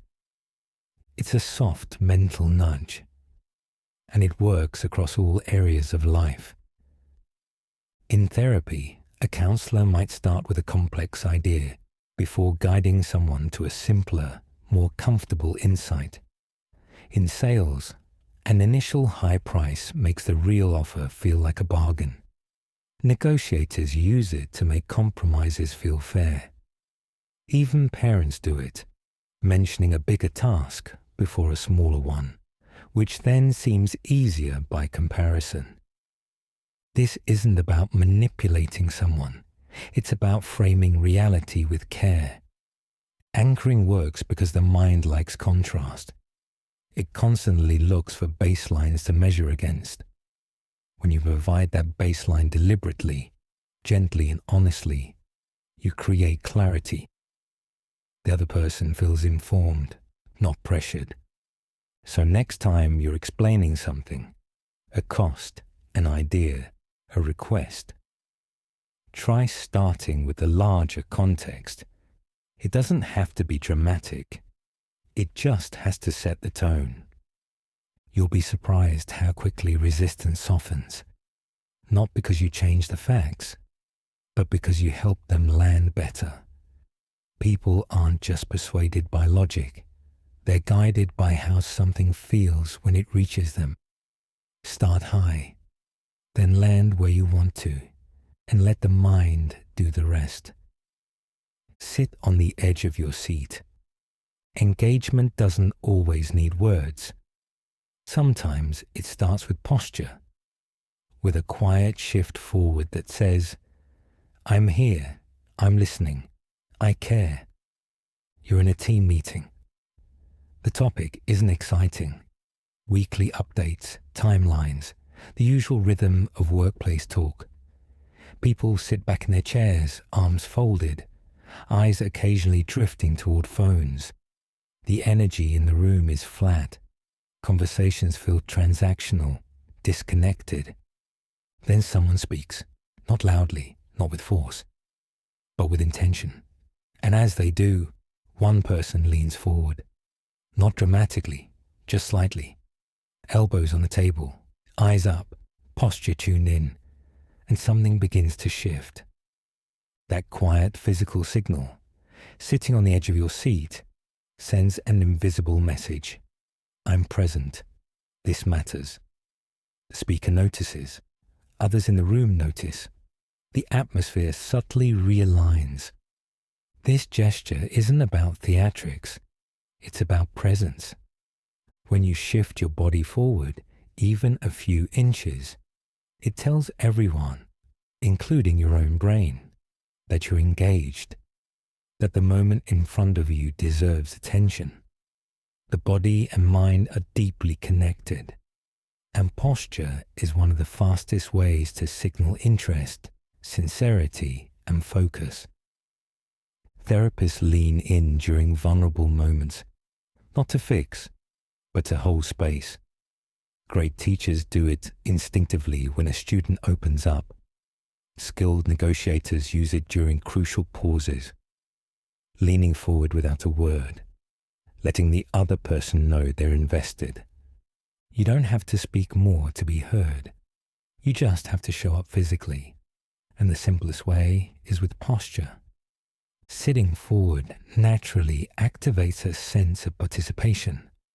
It's how we instinctively behave during movies we care about, during conversations we're excited by, during stories that grip us. It's the body's way of saying yes without words. And that yes is contagious. Others begin to respond in kind. One person's engagement quietly draws another's. A chain reaction of presence. Energy slowly returns to the room. Focus realigns. You've created momentum, not through volume, but through body language. So the next time you're in a meeting, a class, a conversation, and it feels like things are drifting, try it. Sit forward. Lean in. Not to dominate, not to demand, just to join, to show with your body that this moment, this connection, this exchange matters. That simple shift in posture can do what long speeches often can't. Turn background noise into real engagement, make you visible even when you're silent, and remind the room what focus feels like. Count to 3. Before responding to emotions arrive fast. They surge, swell, and sometimes spill over before logic has even caught up. But in that small pause between the feeling and the response lives the entire difference between escalation and understanding. You're standing in line at a grocery store. The checkout lights blink steadily. Scanners beep in the background, and plastic bags rustle softly. The rhythm is ordinary, safe. Then something shifts. A cashier accidentally scans an item twice. The customer notices. His voice sharpens, irritation flaring. It's sudden, loud, a little unfair. But the cashier doesn't react immediately. She pauses. 1 second. 2, 3. She breathes in, slowly, gently, and holds the moment without rushing to fill it. Then she speaks softly. I'm so sorry about that. Let me fix it right away. Her tone is calm, almost soothing. And just like that, the edge of the moment blunts. The man's tension loosens. His posture softens. He exhales a bit of that misplaced heat, and what could have become conflict simply dissolves. That's the quiet power of a 3-second pause. It doesn't seem like much, but in emotionally charged moments, it's everything. That pause is a buffer, a breath-sized space to allow emotion to settle just enough for clarity to return. It doesn't deny the feeling, it honors it. But it also asks the feeling to wait briefly for wisdom to arrive. Therapists rely on this pause when clients become overwhelmed. Parents use it to respond to tantrums with grace. Skilled negotiators let it stretch between loaded statements.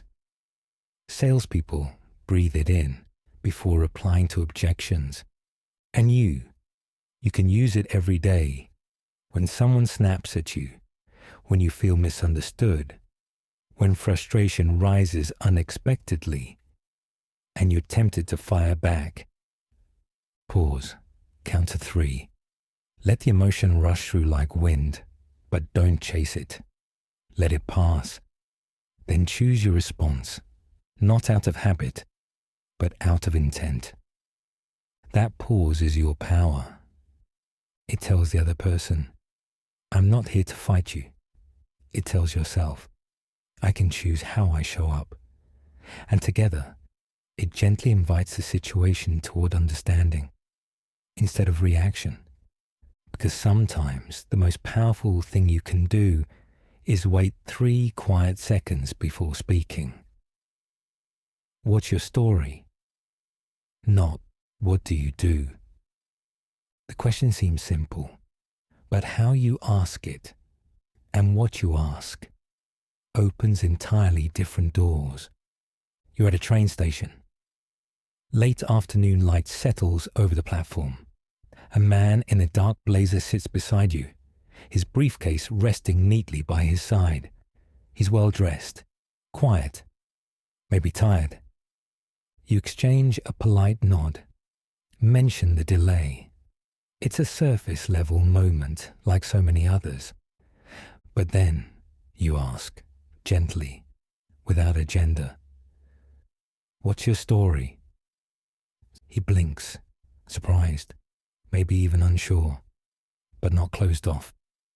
He smiles faintly. That's a big question, he says, and then he begins.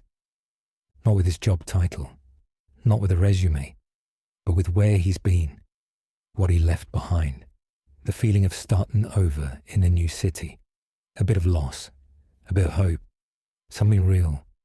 And just like that, the air between you changes.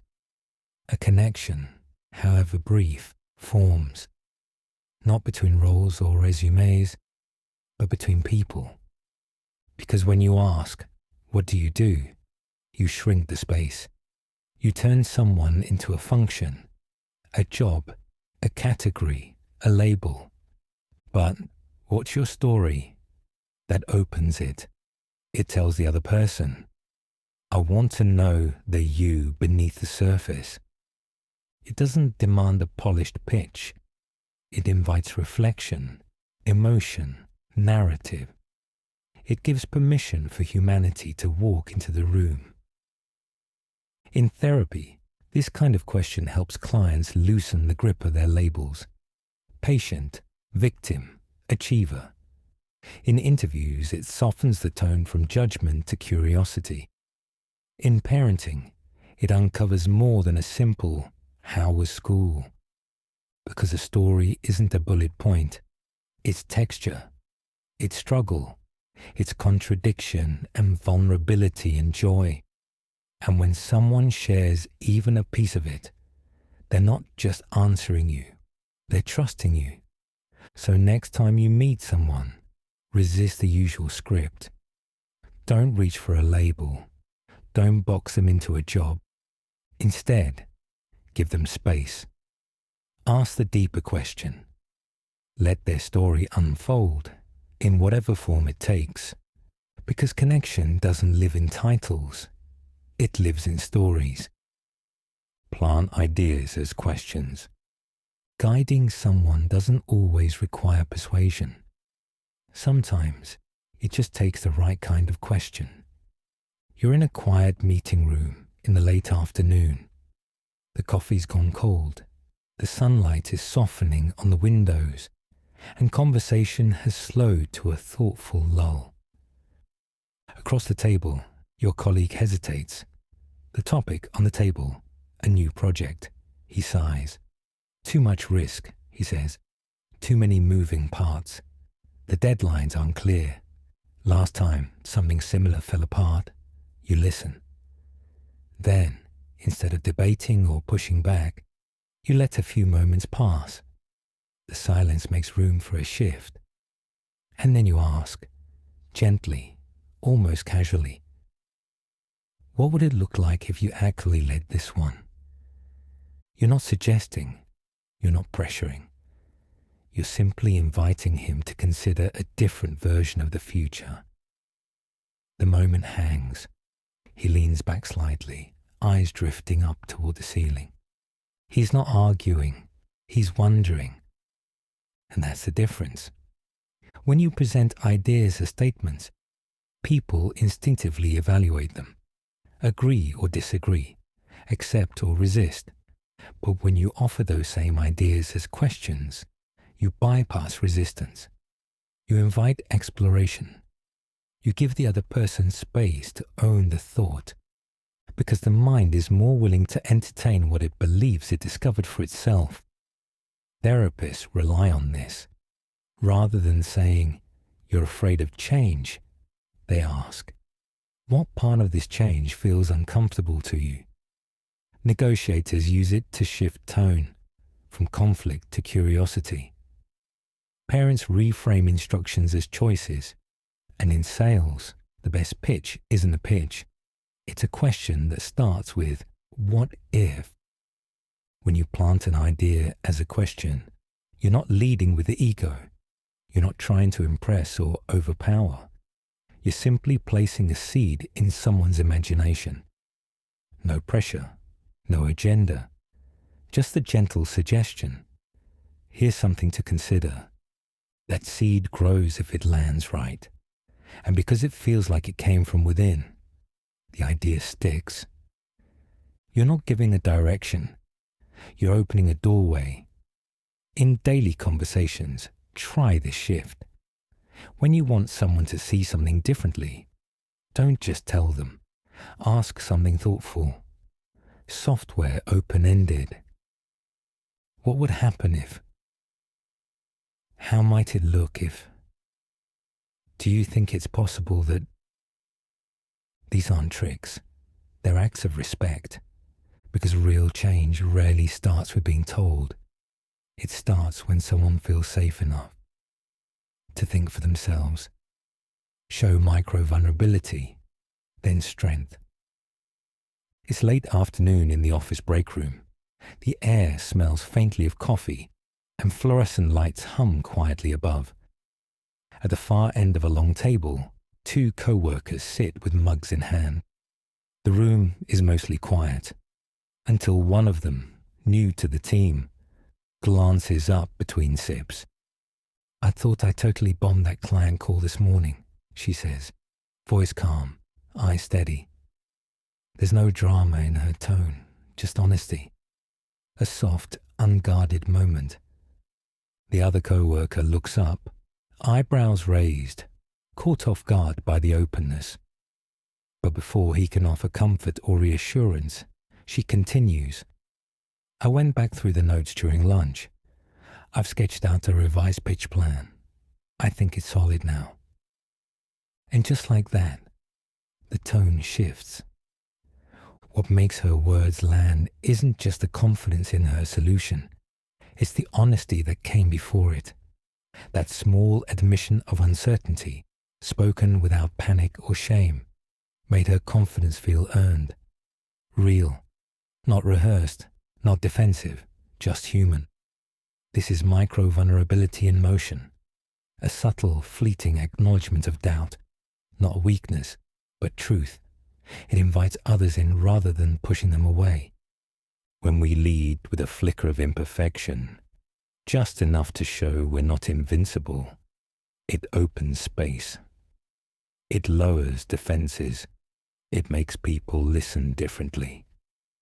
And when that vulnerability is followed by a grounded, calm sense of direction, the strength that follows feels steadier, more trustworthy. Not because it's loud, but because it came with context. Therapists model this all the time. They might say, "There were times I wasn't sure either," before helping someone forward. Parents do it when they tell their kids, "I used to struggle with this too," before offering guidance. Leaders and mentors use it to build authentic authority. In sales, it softens the edge of persuasion, building trust before closing. We don't need to be flawless to inspire trust. In fact, the opposite is often true. When others see both our footing and where we briefly slipped, they believe us more because it feels real. It's not about turning every moment into a confession. It's about letting small truths breathe. The difference between a polished presentation and a powerful connection often lies in that one quiet moment of openness before the steady step forward. In a world full of perfect answers, a brief pause of truth can be the most persuasive thing you say all day. Don't interrupt. They'll think you're brilliant. Silence can feel awkward, but used intentionally, it can reshape how you're perceived, not as unsure, but as wise. In a quiet corner of a co-working space, two colleagues sit side by side, laptops closed, coffee cooling on the table. One of them is clearly frustrated, shoulders tense, tone uneven. She begins talking. The project's behind schedule, timelines were misread, and somewhere along the way, a crucial email went unseen. The other doesn't jump in. No rushed reassurances. No well-meaning interruptions. Just stillness. A thoughtful, open presence. She lets the story unfold fully, letting every detail breathe. Not because she doesn't have ideas, but because she knows the timing matters. Finally, the speaker pauses, exhales, and half laughs. I'm not even sure if that made sense, she admits, embarrassed. Then the listener speaks, gently, clearly. One calm sentence that distills everything just shared. It lands with surprising weight. This is the quiet power of not interrupting. When you don't cut in, even when you think you know what's coming, you give someone something rare. A sense of being fully heard, their thoughts complete, their voice uninterrupted. And when you do finally speak, your words carry more clarity, more credibility, because the silence before them gave those words shape. Therapists use this technique constantly, not just to listen, but to signal safety. In negotiation, the same tactic suggests patience and confidence. In parenting, it helps build trust, giving children space to articulate before being corrected. And in sales or leadership, it lets others feel seen before being steered. Not interrupting isn't about being passive. It's about being deliberate, a quiet show of respect, a subtle sign of control. It reframes you as thoughtful, someone who listens with care and speaks with intention. Because in a world full of quick opinions and instant reactions, stillness feels rare. And that rarity is what gives your words weight. You don't have to speak often to sound intelligent. Sometimes brilliance is felt most in the pause, in the soft discipline of letting others finish. In those moments, your silence becomes presence. And when you finally do speak, everyone is already leaning in. Leave before it peaks, peak and rule. How we remember moments isn't based on their total length. It's based on when they peak and how they end. You're on a rooftop during a quiet get-together. The sun is slipping beneath the skyline, casting a golden hue over warm faces. Laughter flows easily. A story just landed perfectly. Everyone's leaning back, grinning, still caught in the afterglow. You could stay. The night could stretch on with more talk, more drinks, more laughs. But instead, you glance around, catch the energy at its height, and slowly rise. I've got an early morning, you say, offering a warm smile as you slip on your jacket. There's a soft wave of protest, friendly voices calling, already. But beneath it, there's also a quiet recognition. You're leaving while it's still good, before it drifts or dulls. And what lingers in everyone's mind isn't what came after. It's that last sharp, joyful moment, that high note.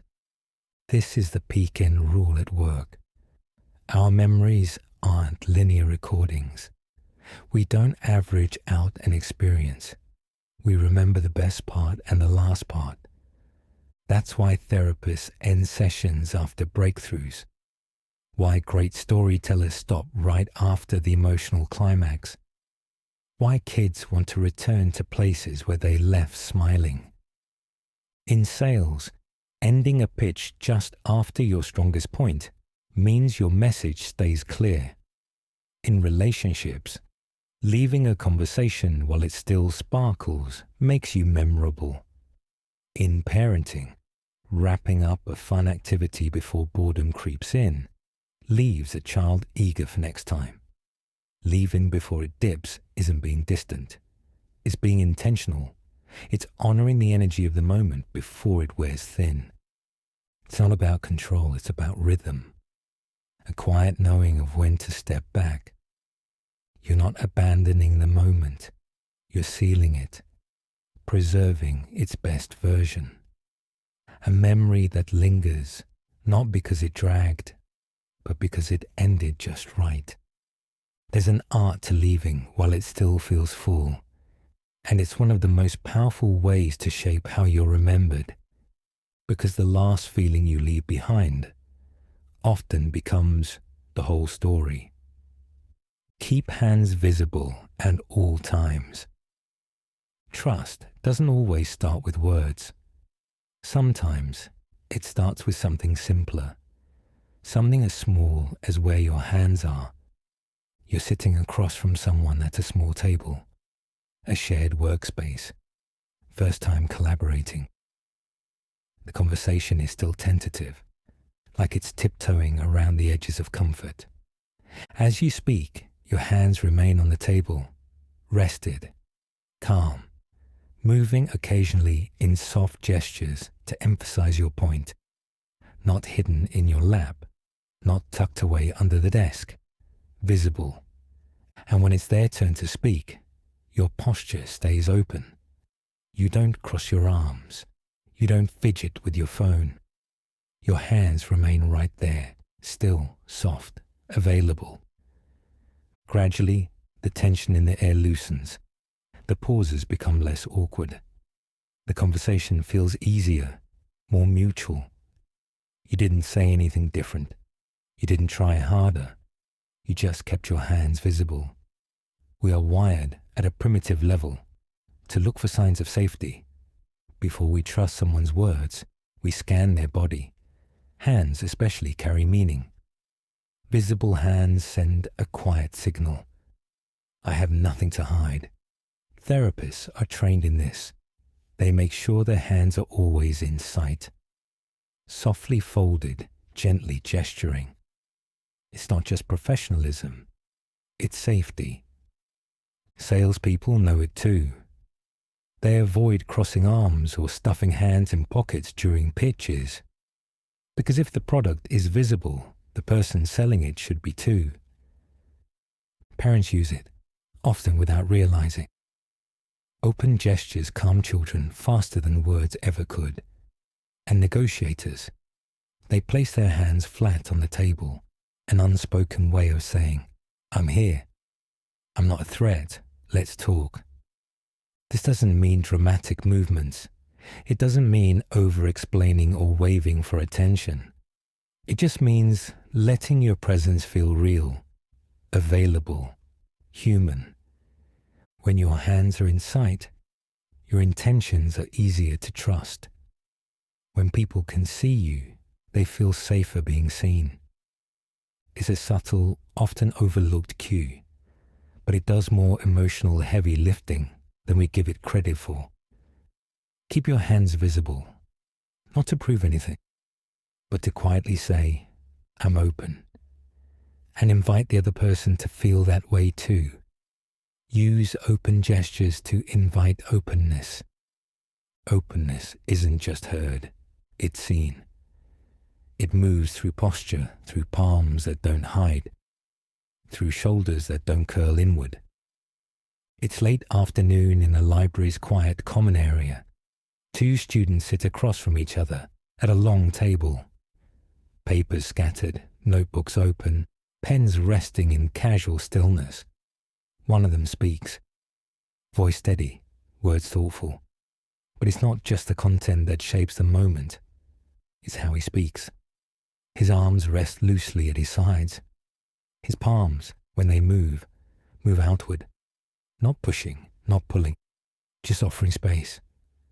His chest isn't guarded, his shoulders aren't drawn. He looks not just attentive, but available. Across from him, the other student notices, maybe not consciously, but her body responds. She leans in just a little, her shoulders settle, her voice warms. She begins asking more questions, not because she's being convinced, but because she feels safe to explore. The conversation shifts.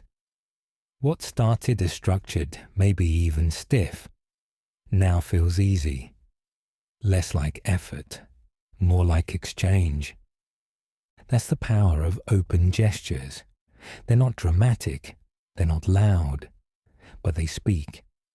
When we hold ourselves in open postures, unfolded arms, relaxed hands, forward-leaning presence, we quietly communicate. I'm not hiding. I'm not defending. I'm here. In therapy, this is foundational.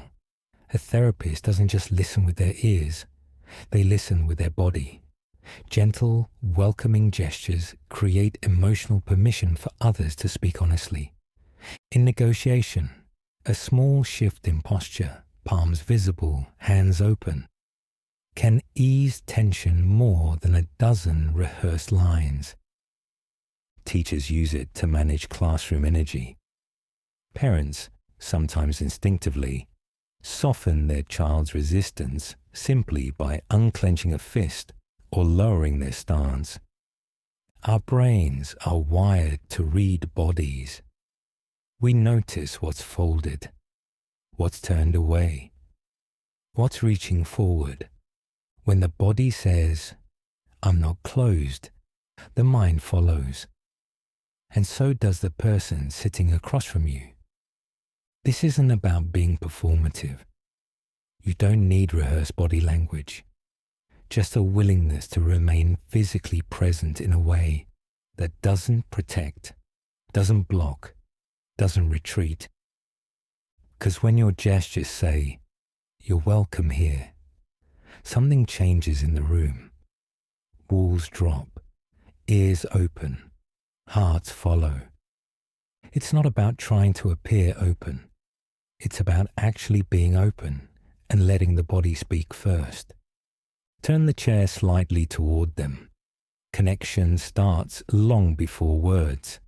It often begins with angles, the subtle geometry of how we choose to face someone. It's early evening in a hotel lounge. The lighting is low, the hum of quiet music brushing against the edges of silence. Two co-workers sit a few feet apart after a full day of meetings. One of them leans back, legs crossed, slightly angled away, phone in hand. Not rude, just distracted, detached. The other notices, but doesn't rush in with words. Instead, they do something small, almost invisible. They turn their chair, just a few quiet degrees, not directly, not intensely, just enough to say, I'm here if you are. They set one arm gently on the side of the chair, body relaxed, posture open, eyes steady, not demanding, just present. Something shifts. The first one pauses, phone lowers, shoulders soften. They turn just slightly in response, and then the conversation begins, not forced, not formal, just easy, real. That tiny angle did something.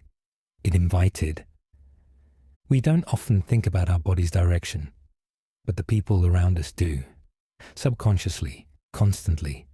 They're reading us, not just through our words, but through how our bodies lean, fold, face, or turn away. Turning a chair gently, intentionally, communicates, I see you. I'm listening. You matter. Therapists use this principle in their offices. Chairs placed slightly toward, not squarely, not confrontational, just open. Negotiators know it too. A slight shift in position can lower defenses more effectively than hours of careful phrasing. Parents often discover that turning their whole body toward a child, not just their head, unlocks more cooperation, more trust, in sales, in leadership, in friendship. Where your body points becomes the frame for where the relationship can go. It's not about perfect posture, not about leaning in dramatically. Just a small, quiet cue that says, I'm not halfway here, I'm fully with you. Sometimes we think connection is built through cleverness or confidence, but often it begins with a chair, moved softly, turned gently, making space without forcing closeness, because the body speaks first. And when it says, you're welcome, the words that follow have room to grow. Let them say no to feel. In control isn't always something we assert. Often, it's something we need to feel. A quiet assurance that we still have agency, even when we're being asked to move forward.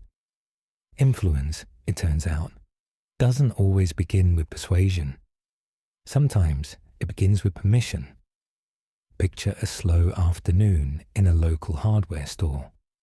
Fluorescent lights buzz gently. A young man stands near the checkout, staring at a grocery-style list on his phone, half lost in thought. An older employee walks over, not with urgency, not with scripted customer service energy, but with soft-footed presence. Polite, grounded, and almost offhand, he asks, "You probably don't need help, do you?" The tone is light, almost playful. The words are carefully placed, not a sales pitch, not an assumption, but an offering.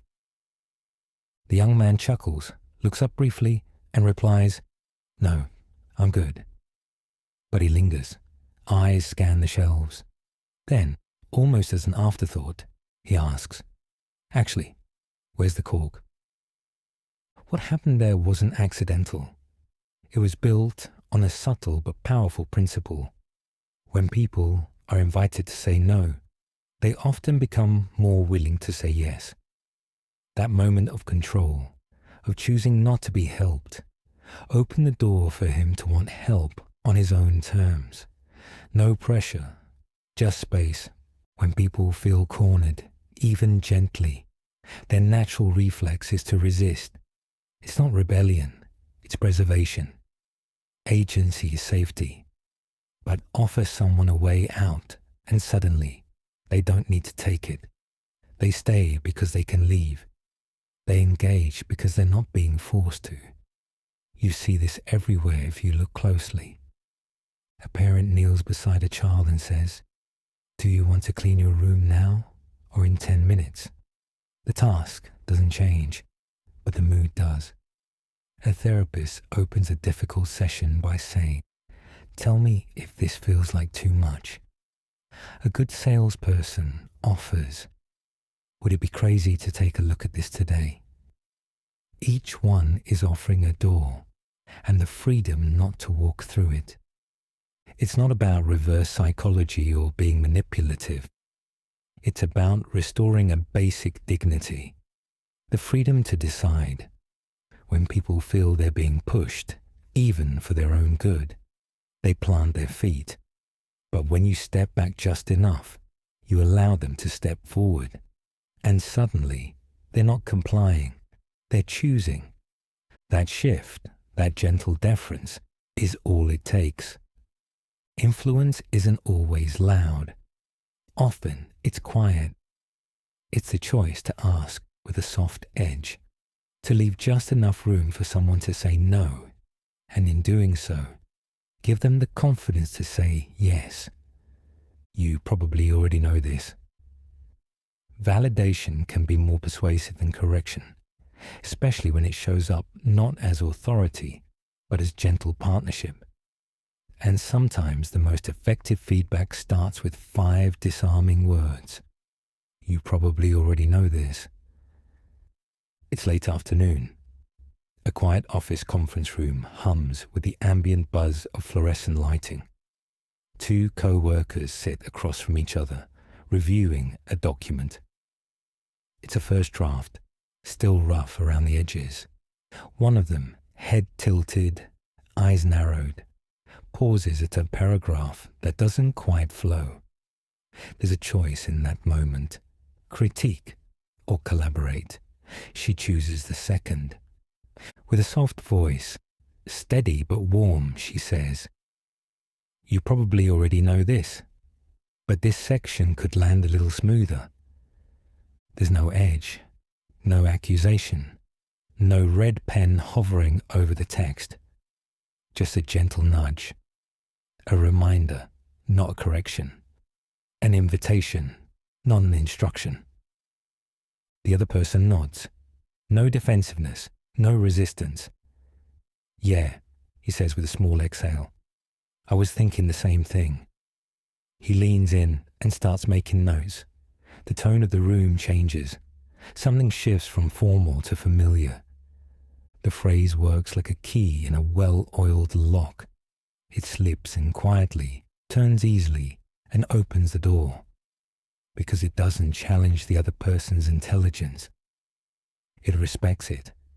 It suggests that maybe, just maybe, they've already noticed the thing you're about to mention. And that assumption of shared awareness keeps their dignity intact. People aren't always opposed to feedback. They're opposed to how it arrives. You probably already know this. Lowers the shield before it ever goes up. It makes room for improvement without implying deficiency. It wraps the message in recognition. You're not handing them a problem. You're acknowledging they may already have the solution. In therapy, this language is subtle medicine. A therapist might say, "You probably already know this, but it's okay to feel both angry and sad at the same time." The statement doesn't teach, it confirms. It doesn't force, it affirms. In parenting, it keeps the dynamic collaborative. Telling a teenager, "You probably already know this, but staying up all night before your test might not help," lands better than a lecture. It nudges without scolding. In leadership, this phrase changes the entire temperature of a room. Instead of saying, "You're missing the point," a leader might offer, "You probably already know this, but I wonder if there's another layer we haven't considered." In negotiation, it softens the edge of disagreement. In sales, it makes suggestions feel like insights instead of pitches. And in everyday relationships, it lets people stay proud while still growing. You're not stepping above them. You're stepping beside them. Because often, what people really need isn't to be taught. It's to be trusted. Trusted enough to be reminded of what they already suspect. That's what makes this phrase so powerful. It carries no weight of judgment, just the lightness of shared perspective. You're not telling them what to do. You're telling them you believe they already know. And in that moment, they often remember that they do. Ask them to teach you something. There's a simple way to elevate someone, more powerful than praise and far quieter than recognition. Ask them to teach you something. It's a small gesture, almost forgettable in form, but in impact, it echoes. Picture a quiet copy room tucked at the end of a hallway. Two co-workers stand near a humming printer that, as usual, is acting up. One of them mutters something under his breath, half annoyance, half ritual, about the tray jamming again. The other, instead of offering sympathy or ignoring the moment, turns and says with open curiosity, "You seem to actually know how this thing works. Can you show me what to do if it gets stuck?"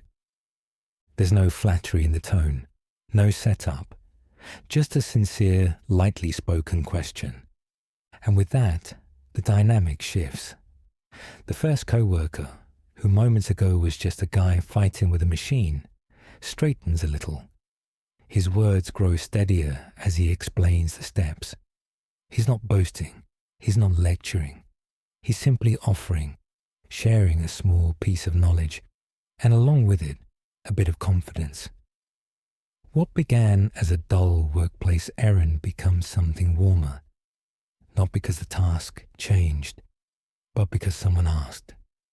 We all want to feel seen, not always through compliments, but through value. Value that comes from being needed in even the smallest way.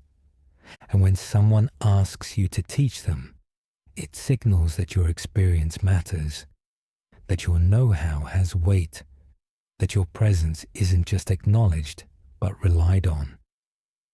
In therapy, asking a client, "What's something that's helped you manage this before?" returns authority to the person living through it.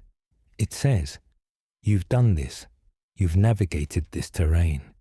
Help me understand how." In parenting, asking a child, "Can you show me how you build that?" or "Teach me that new game," opens doors. It tells them, "You know something I don't," and in that moment, they grow an inch taller. Sales professionals use this tactically, but not manipulatively. Asking a client, "What's worked best for you in the past?" changes the power balance. It places the customer in the expert role. It's a gesture of trust. In leadership, the effects are even deeper. When a leader turns to a team member and says, "Walk me through how you approach this. I'd love to understand your thinking," it tells them they're not just executing, they're influencing. That invitation brings people forward, even if their first instinct was to hang back. This is how cultures of inclusion and confidence are built, not only by praising the loudest voices, but by making space for the quiet ones to teach. Letting someone teach you, even briefly, doesn't make you smaller. It makes the circle bigger. It shifts the relationship from "I'm watching you" to "I'm learning from you." And sometimes, that's all it takes for someone to stand a little differently. Not because you change them, but because you let them show up. So the next time something minor breaks, glitches, jams, or confuses you, pause, ask. Let them be the one who knows. Let them explain. Because in asking, you're not just solving the moment. You're giving someone a reason to feel like they belong. When nervous, help someone else. Nervousness can feel like a spotlight that refuses to turn away from you. The heart races, palms tighten, thoughts blur. Your own name suddenly sounds strange in your mind. It's a flood of attention turned inward. But here's the unexpected truth. One of the fastest ways to steady yourself is to stop focusing on yourself altogether. It's early morning outside a large conference hall. The air still holds the quiet of a day not yet fully awake. A woman stands alone by a side wall, scrolling through her phone, not really reading. Her eyes flick toward the growing crowd, then back to the screen. She's dressed just right, prepared on paper, but her hands tremble slightly and her breathing is shallow. She's here for a panel. Her name's on the list. Still, the anxiety hovers just above her shoulders like static. Across the room, someone struggling with a name tag. One of those cheap plastic pins that never sit straight. The person, maybe in their 50s, looks annoyed but tries not to make a scene. Just small, quiet frustration. She sees it. There's a beat, a choice. Then she walks over, almost without thinking, and says, with a soft smile, "Need a hand?" He looks up, startled, then relieved. They laugh. She fixes the pin. It's over in seconds. But when she walks back to her spot, something is different. Her hands are steadier. The panic that was building like a storm cloud, it has loosened, if only a little. She didn't meditate. She didn't repeat affirmations. She just helped someone. And her nervous system took a breath. That's the secret. Anxiety feeds on isolation, but service, no matter how small, breaks that loop. It gives the nervous energy a job. It shifts the mind from internal threat to external usefulness. And that shift, it matters. In parenting, this principle shows up when anxious kids calm down after being asked to help set the table or feed the dog. In classrooms, teachers know that giving a nervous child a simple task, handing out papers, collecting markers, can re-anchor them, not by distraction, but by involvement. In sales or high-stress meetings, experienced professionals ground themselves by turning to others. Need help getting your slides up? Want me to take notes? These aren't acts of generosity alone. They're grounding tools. Therapists often coach anxious clients to engage with someone else, not as avoidance, but as regulation. Asking someone else a thoughtful question, offering help, picking up something someone dropped. These are all tiny acts of anchoring, because the body can't be fully in fight or flight while also reaching outward. They're neurologically incompatible states. Helping stabilizes you, even if only for a moment, because it tells the brain, I am useful, I belong, I am here, not trapped in my mind. You don't have to fix someone's life. Just offer a hand. Pick up the pen they dropped. Hold the door. Say, I've been there. It doesn't just help them. It helps you. Confidence doesn't always begin inside. Sometimes it begins by showing up for someone else and remembering you still can. Use future pacing. Imagine if. Some words push, others invite. Imagine if. It's a phrase that doesn't instruct, doesn't argue, doesn't corner. It opens a door and then quietly steps out of the way. It's late afternoon. A park bench on the edge of a wide field. A father and his teenage son sit side by side, takeaway coffee cups in hand. The air carries that kind of stillness that only happens between hard conversations and the courage to begin them. The son stares at the pavement, shoes shifting side to side. He's talking, but it circles the same uncertainty. Should I apply? What if I mess up? I don't even know if I'm ready. His voice is soft. The weight isn't just about the internship. It's about the doubt that comes with it. The father doesn't jump in with encouragement or advice. He doesn't say, you can do this. He doesn't say, you're being too hard on yourself. He leans back and says calmly, imagine if you actually got the spot. What would your first day look like? There's a pause. The boy blinks. His gaze lifts slightly, not to meet his father's eyes, but to follow the question forward. And in that motion, his posture softens. His mind, once stuck in the churn of fear, steps into something else. I guess, he begins slowly, I'd be nervous, but I think I'd feel kind of proud. That's it. That's the pivot. He's no longer caught in the loop of everything that could go wrong. He's tasting, just for a second, what it might feel like if it went right. That's the quiet power of future pacing. It doesn't push someone through a decision. It lets them try it on emotionally without the pressure to act. It bypasses defensiveness. It removes the binary of yes or no. It simply lets a person imagine.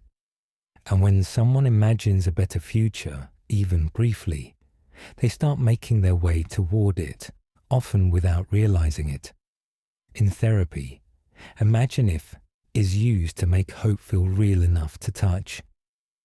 Imagine if you had one peaceful weekend. What would it look like? Imagine if you could say what you really feel. How would that sound? In sales, it removes pressure from the pitch and replaces it with relevance. Imagine if your morning started 10 minutes faster, just with this one change. You're not telling them they have to buy. You're letting them picture what buying would do. In parenting, it gives kids agency.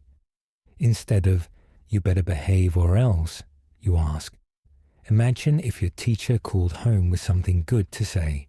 What do you think that would be? In leadership, it softens urgency with vision. Imagine if this project actually sets the tone for the next quarter. What could it shift for us? It doesn't promise. It doesn't guarantee. It invites. And that's what makes it work. You're not dragging someone into the future.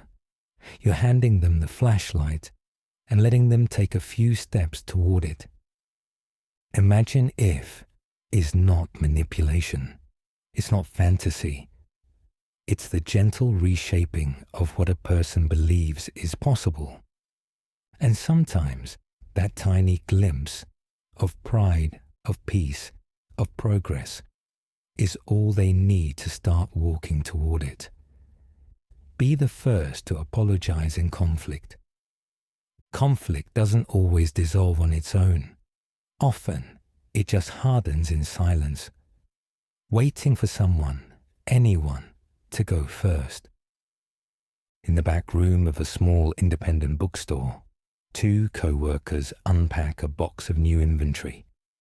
The air between them is thick, not with shouting, but with the kind of stiffness that fills space after an argument. The kind where sentences get shorter, where footsteps sound louder, where eye contact disappears, replaced by the unspoken agreement to keep things strictly task-based. They disagreed the day before. It wasn't about anything huge, but small things, left unchecked, grow edges, and this one did. Then, quietly, without announcement, one of them sets a box down and says, "I know I got defensive yesterday. I was already on edge, but that's no excuse. I'm sorry." The words are calm, not dramatic, not weaponized, just placed down like a peace offering on a silent table. The other pauses, caught off guard by the softness. Then they nod, just once, and say, "Yeah, I didn't handle it well either." That's it. The air shifts.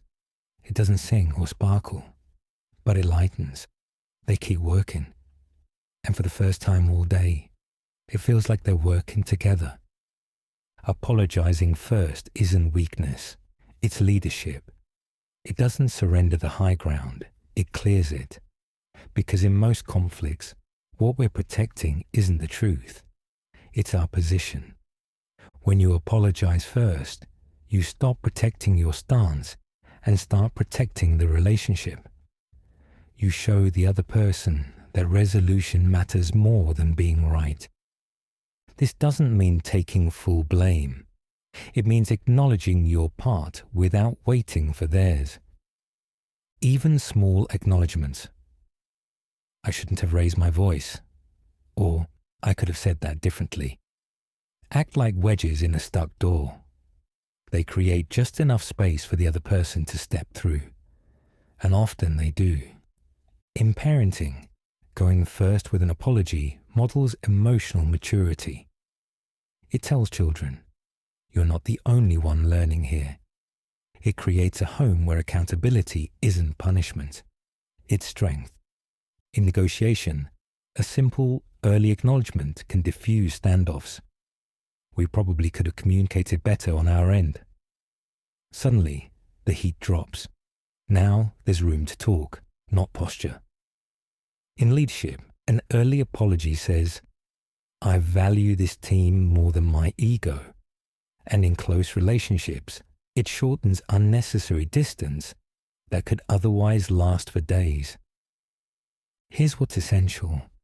Apologizing first doesn't require certainty. It requires readiness. You don't have to solve everything.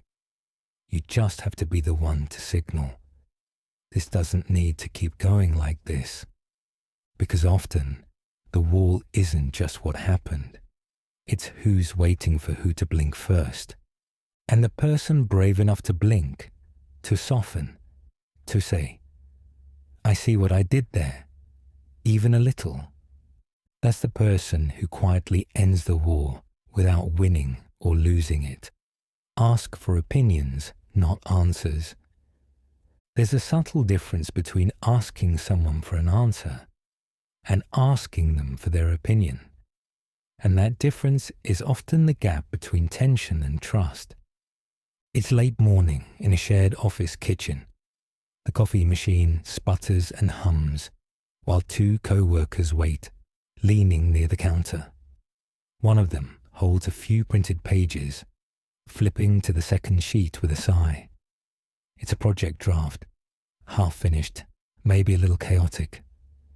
She frowns and says, I'm not sure what to do with the structure here.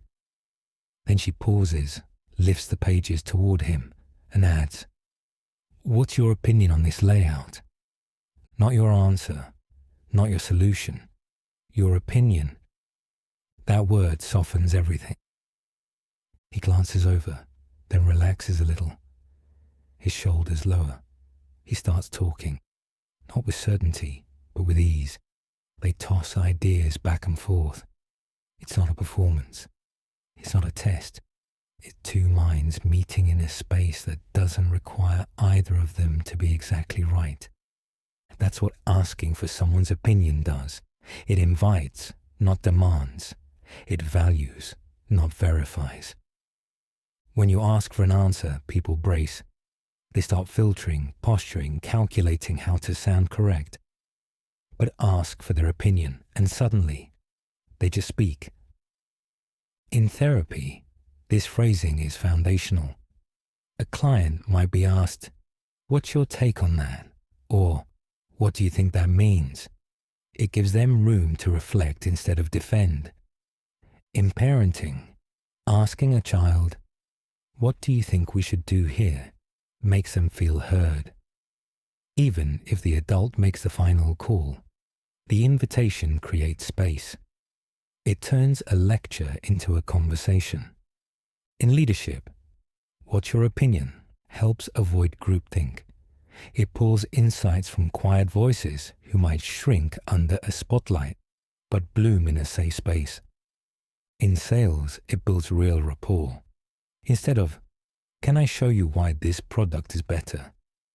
Try, what's your impression of how this would fit into your routine? It removes the sales pitch and replaces it with relevance. And in personal relationships, asking, what's your opinion on how I handled that, often sparks more honesty than, was I wrong? Because now the other person can speak from their view, not from a place of judgment. When you ask someone for an answer, you're asking them to perform a period. But when you ask for their opinion, you're asking them to share. The shift is subtle, but its effects are real. Because we all want to be useful. But more than that, we want to feel safe enough to speak without being graded.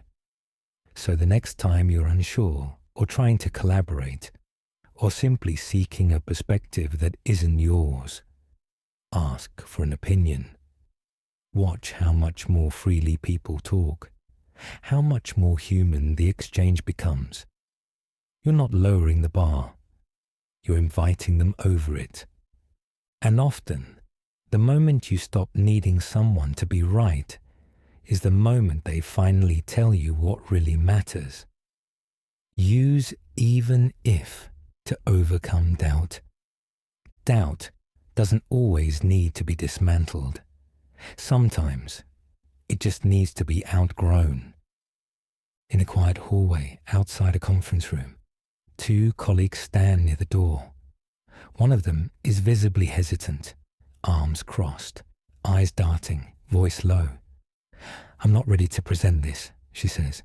"What if they tear it apart?" The fear is real, and it's not just about failure. It's about being seen in failure. Her teammate listens, no rush to fix it, no attempt to convince her that everything will be perfect. Just a calm, grounded response. Even if they do, you'll still have something stronger than what you started with. That sentence, those two opening words, change everything. Even if they don't argue with the fear, they make room for it. And then they gently walk past it. That's what even if does. It doesn't deny risk. It doesn't sugarcoat the possibility that things might not go smoothly. It just says, even so, we'll keep going. Because doubt often functions like a trapdoor. Once we imagine something going wrong, our instinct is to avoid it entirely. If we can't be certain of success, we delay. We stall. We try to prepare endlessly, waiting until fear evaporates. But even if doesn't wait for fear to vanish, it walks forward anyway. In therapy, even if is often used to reframe catastrophic thoughts. Even if the conversation goes badly, you'll still know you tried. Even if they don't respond the way you hoped, it won't define your worth. It gives the mind somewhere stable to stand. In parenting, it teaches resilience without false promises. Even if you forget your lines, you can still be proud of getting on that stage. It teaches children that uncertainty doesn't mean disaster. It means possibility. In sales, this phrase neutralizes objections. Even if this only saves you 10 minutes a day, that adds up to hours over the year. You're not overselling. You're anchoring the value where it's real. In leadership, even if brings calm into pressure. Even if this rollout isn't perfect, we'll adapt. That's what we do. It tells your team, we're not pretending risk doesn't exist. We're just not afraid of it. Because here's the truth. Doubt doesn't always need to be solved. It needs to be held, reframed, gently led forward. Even if is a phrase that doesn't shrink fear. It simply refuses to let fear take the wheel. You're saying, yes, that might happen. And even then, we're still okay. That's the kind of mindset that moves people, not by erasing risk, but by shrinking its power. So the next time someone freezes in front of what if, don't argue them out of their fear. Give them something better, even if. 2 words, 1 door, and all the space they need to take that next step. Act like you forgot they're famous. Fame builds distance, but dignity brings people back to eye level. It's early morning inside a quiet airport lounge, low lighting, soft clinking of ceramic cups, and the occasional rolling of luggage wheels. A man sits near the window, hood pulled up, cap lowered over his eyes, book in hand. You'd recognize him, most people would. But this morning, no one's hovering. No whispers, no autographs, just space. A middle-aged woman walks in, holding a cup of tea.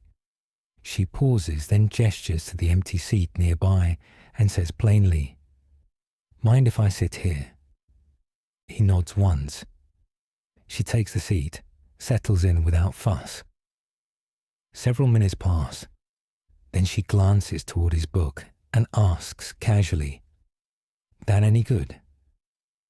He looks up, a little surprised, not by the question, but by the tone. She isn't performing. She isn't playing it cool to score a story later. She's just asking about a book. He smiles. Yeah, actually, it's better than I expected. They talk, not about movies, fame, or accolades, not about headlines or premieres. They talk about authors, long flights, and overpriced airport coffee. When she gets up to leave, he says something she'll carry for much longer than the flight. Thanks. That was the most normal conversation I've had in a while. Because here's the secret. People who are seen by everyone often just want to be seen by someone, as human. Not as an idea, not as a profile, just as a person sitting across from you. When someone is used to being treated as a spectacle, the most generous thing you can do is not join in. You don't have to pretend you don't know who they are, but you can choose not to make it the point. In sales, this quiet presence eases pressure. When talking to a big-name client or executive, skipping the name-dropping and asking a grounded question. How's your team handling the shift this quarter? Says, you're not a trophy, you're a partner. In interviews, it builds rapport. Instead of, you've worked with the biggest names, try, what's something small that's stuck with you over the years? It opens space for authenticity. In negotiation, it builds balance. You're not deferring to the title. You're meeting the human. Even in parenting, this principle holds. As kids grow older and start performing academically, socially, emotionally, the greatest relief is when a parent treats them like a whole person, not just a student or achiever, because performance, even when chosen, is exhausting. The person who never gets to take off the mask is often just waiting for someone to stop clapping, to sit beside them, to ask about the book, not the brand. When you act like someone is simply another person in the room, it doesn't strip them of their worth. It restores it. And more often than not, that's exactly what they were hoping for. Mention a mutual interest, not a person. Connection doesn't always begin with who you know. More often, it begins with what you care about. A corporate elevator hums softly on its slow rise through a downtown high-rise. Two people ride in silence, one holding a notebook, the other scrolling through their phone. They've passed each other in the hallway before, maybe shared a nod in the meeting, but they've never spoken. The elevator doors close, and for a moment, the space is sealed. No introductions, no expectations. Then, the one with the notebook glances sideways and says, "Is that the new season of that finance podcast? I've been meaning to catch up." The other person looks up, caught off guard, but not displeased.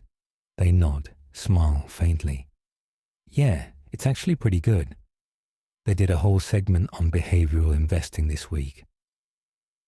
And just like that, the silence thaws.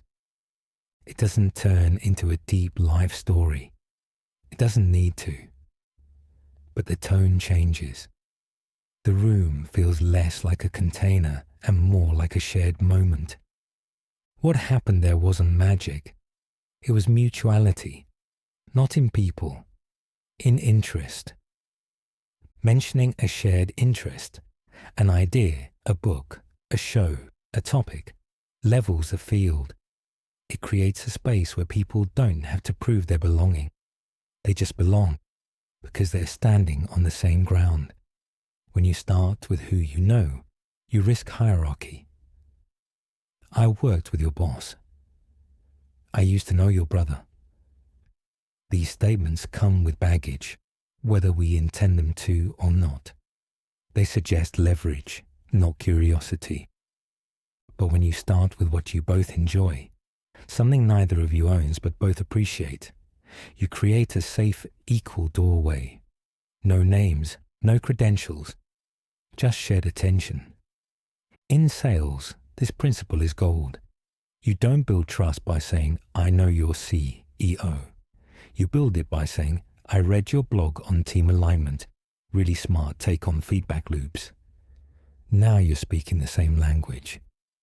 In therapy, this kind of common ground, I've heard a lot of people find meaning in that book too, lets the client exhale.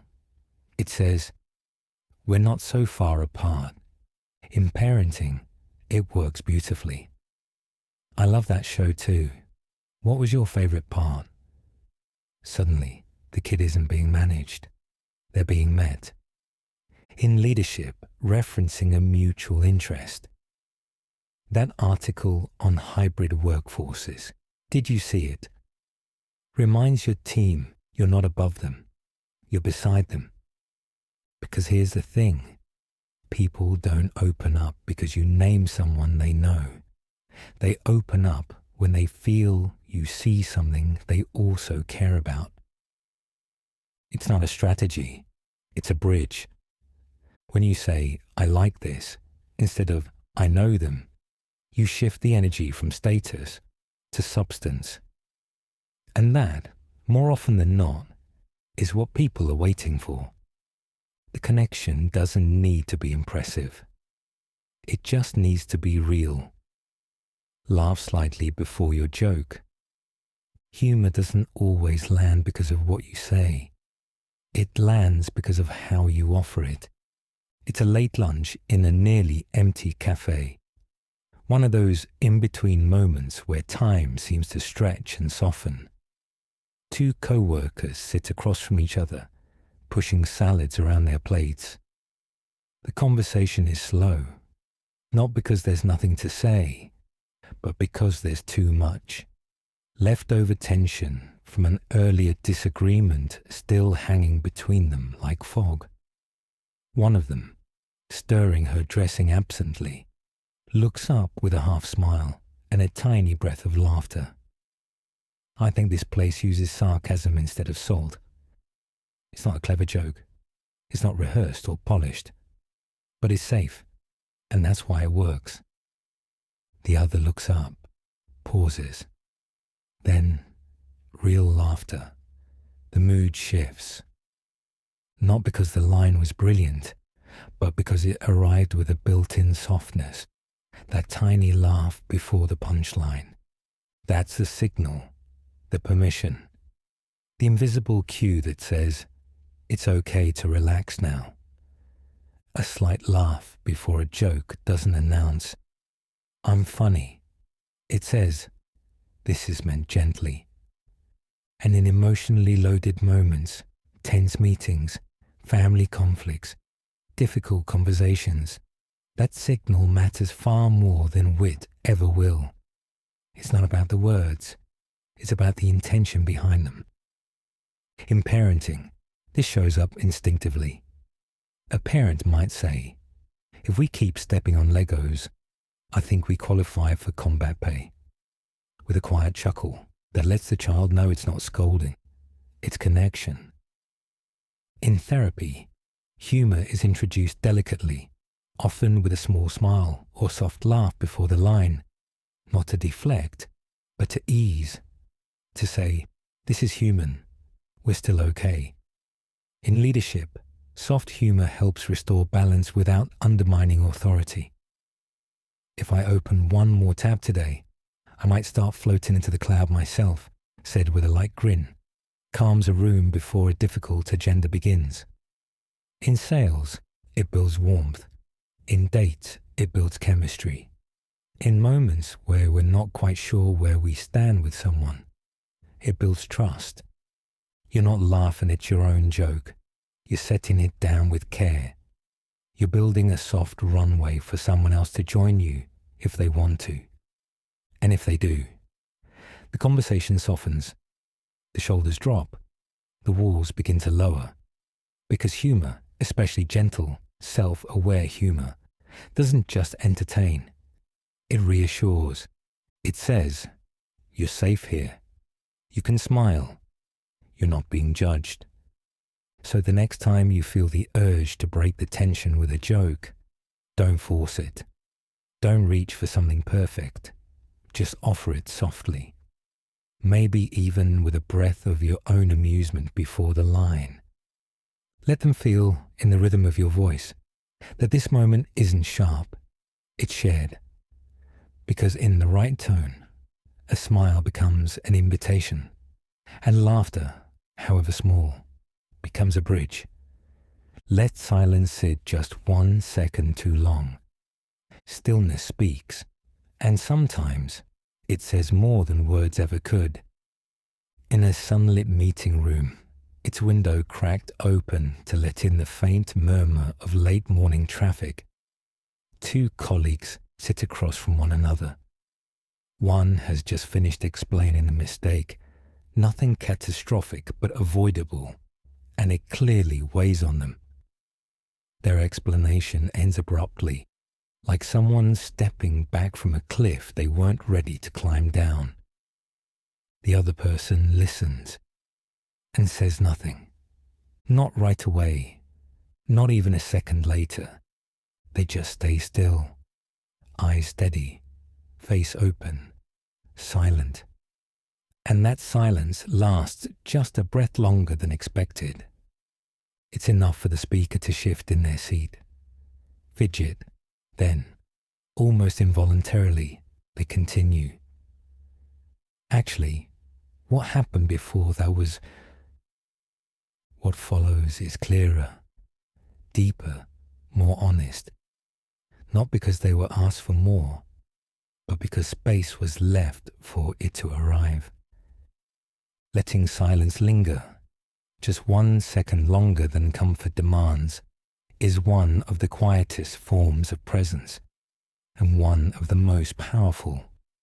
We often think that communication is about saying the right thing, but sometimes it's about having the courage not to fill the gap. In therapy, trained professionals use this tool with reverence. The moment someone finishes speaking, especially when they're unsure or afraid, therapists don't rush to soothe, correct, or fill. They wait, because they know silence invites reflection. In negotiation, this tactic is a form of gravity. When someone offers a number, a condition, or a subtle objection, the silence that follows can cause them to elaborate, clarify, or even soften their stance. In parenting, holding silence after a child confesses something without immediately fixing or judging teaches them that their feelings can land somewhere solid, that they're not too much. In leadership,